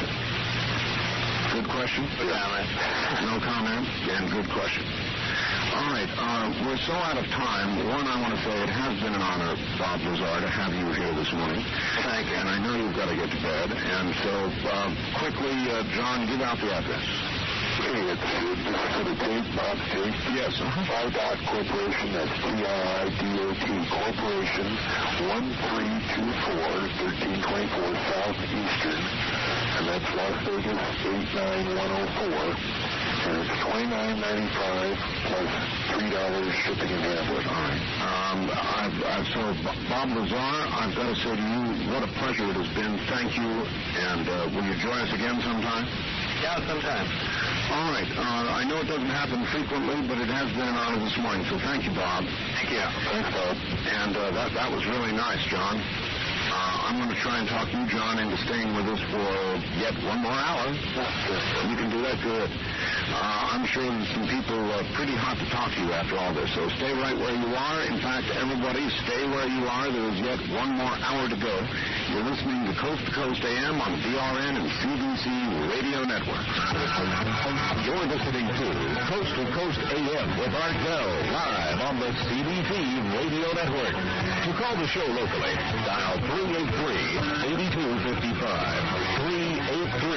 383-8255. To call toll-free all across the West, dial 1-800-338-8255. The wild FaceTime direct lines are area code 702-385-7214. 385-7214. And finally, if you've never called the show before, try the FaceTime caller line at 702-385-7214. We invite you to participate on the Talk of the West KGON and the CDC network. When your call is answered, please turn your radio down.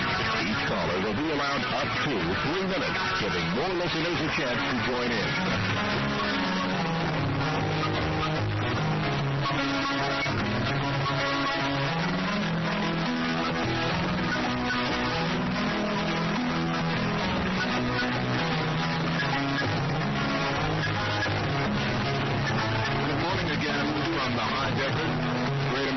Southwest Las Vegas, studios of KPWN Radio. Our flagship station, I'm Art Bell. This has been all you've asked for and more. Bob Lazar has been with us for the last 2 hours. It's been fascinating. John Lear is still with us now, and we'll get back to him in just a moment. Let me just take a moment out to remind you the watchers are here. They're available. There are 2 of them. The Rossboro 96 March. Gold plated. Beautiful leather watch guarantee. Guaranteed for a year. Quartz movement. Image of Rossboro and 96 on the front. What a watch stood for. We're the only ones that have it. Also, the Art Bell watch. I guarantee we're the only ones that have that. You want either one of them, they're $24.95 individually. And I am again flattered so many of you have ordered them. It's remarkable. $24.95.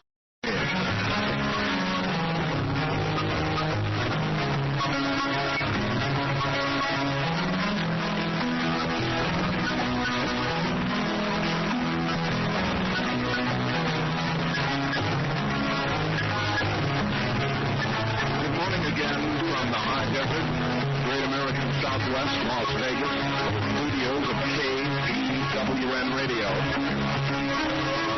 Our flagship station, I'm Art Bell. This has been all you've asked for and more. Bob Lazar has been with us for the last 2 hours. It's been fascinating. John Lear is still with us now, and we'll get back to him in just a moment. Let me just take a moment out to remind you the watches are here. They're available. There are 2 of them. The Rossboro 96 watch. Gold-plated. Beautiful leather watch guarantee. Guaranteed for a year. Quartz movement. Image of Rossboro and 96 on the front. What a lot stood for. We're the only ones that have it. Also, the Art Bell watch. I guarantee we're the only ones that have that.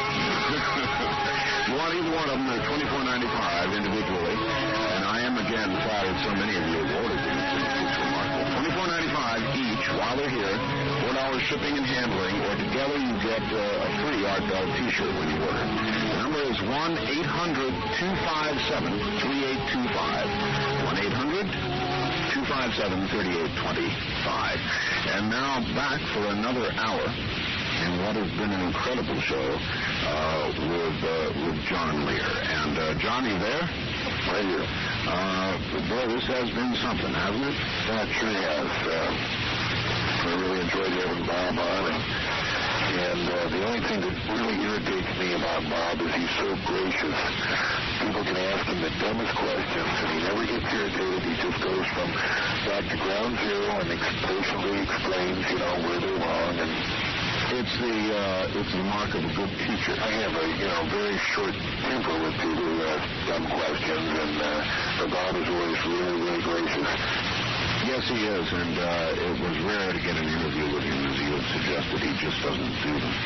All right, back to the phone for John Lear. Good morning on the first-time caller line. You're on the air coast-to-coast AM with Art Bell. Hello? Hi.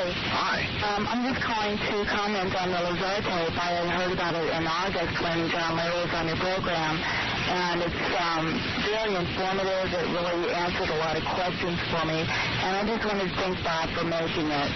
All right, well, he's now gone, but I'm sure he's hearing you. Okay, great. All right? Uh-huh. Thank you, and thank you for calling. Good morning. Wildcard line 3, you're on the air coast-to-coast AM with Art Bell and John Lear. Hello. Hello. I'd like to talk to your guest, sir, about Uranus and Neptune. When they crossed their path, the Berlin Wall came down. And now it crosses its path February the 3rd, 1993, 3 different times. And an astrologer told me that a cataclysmic event may take place. I would invite you to check your astrological signs and check this out. All right, thank you. And John, what about astrology? It's worthy of comment, I suppose. I have a friend who is a very knowledgeable scientist that works for a major corporation who really believes that there is something to astrology. And he has a book that he's trying to publish now, which says why he believes that. And who knows, maybe there is. Maybe there is something to it. And one other question, John, keying on what he said, regarding the possibility of a cataclysmic event in our near or foreseeable future, any reason to believe that something's coming? I've already proved myself a terrible prophet, so I'll just stick to research. Morning on the first-time caller line. You're on the Coast to Coast AM with outbound John Lear.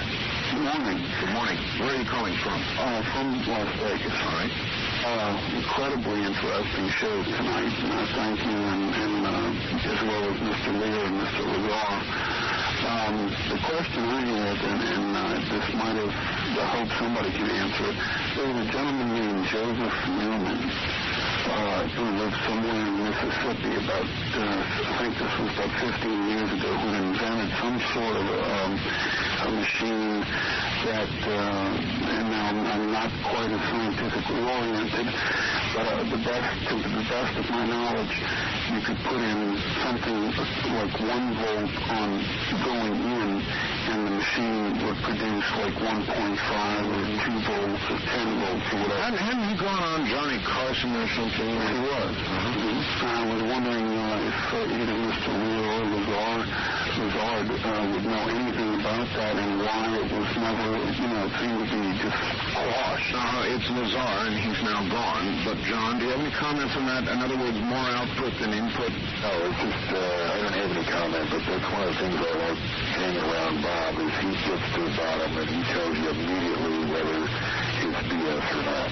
All right. The person you wanted is now gone, sir. Okay, but what I was given to understand was that, this was like physically impossible, but yet, it had been studied by a number of scientists and nobody could quite disprove it as well as the gentleman going on. And most legitimate scientists would look at it very warily. You generally just don't get more out of an inert device than you do when you put in. Okay, well, thank you for the program. I enjoy it. Thank you very much for the call. Good morning. And line 1, you're on the Coast to Coast AM with outbound John Lear. Good morning. Good morning. Mr. Lear, I have 2-3 questions for you.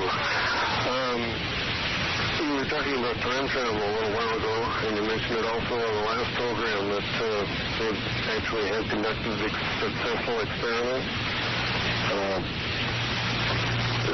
What was the question? On your last program, you indicated that it may not have been anybody from this Earth. Well, that's fine. My question, though, is are you familiar with the Rainbow Project, the Montauk Project, and the Phoenix Project? Just vaguely. Is that the stuff that Al B was talking about? Exactly, the Philadelphia experiment. Now, what I wanted to I've been reading these books talking about that, and the things are just so fantastic in there that he traveled 40 years into the future from 1943 to 1983 and then back again to 43. And this is all a result of attempts to make a battleship, destroyer, I guess it was, invisible, the USS Ulysses. And as a result, not only did it become invisible, but it went through time and space.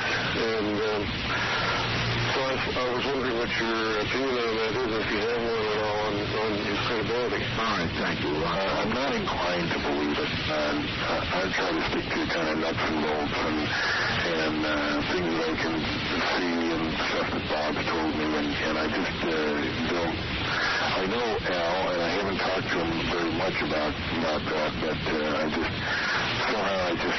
don't believe it. All right. First-time caller line, you're on the air Coast to Coast AM with John Lear and Art Bell. Good morning. Hi. I have two questions. All right. The first was, you mentioned something about when you die, your soul goes to heaven. And the aliens, when you die, the aliens take your soul to another planet. No, see, how did you hear all that? John, tell them what you know about souls and containers and such. You know, it's just theory, but supposedly the aliens refer to us as containers. Now, if by saying containers they mean that we contain the soul, then obviously they're doing experiments with the soul.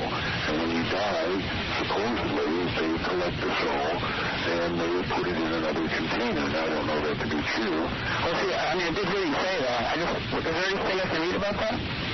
Is there anybody who's written anything good about this, John? Wilton Strieber discusses that in his books. How do you spell his last name? Strieber, S-T-R. Strieber, listen, sir, he'll spell it for you. S-T-R-E-I-B-E-R, Whitley Strieber, and he's written 2 or 3 books. Okay, the other question was, I know this is all speculation and stuff, but is there any speculation about there being like an alien culture that's non-violent with no state structure? I don't know anything about that. You never heard anybody talk about that? Right, nor have I. Is that it, sir? Yeah, thanks. All right, thank you. Hey, John, you just have to wonder where some of this stuff comes from. Yeah. All right, let me see here. Wildcard line 3, you're on the air Coast to Coast AM with our...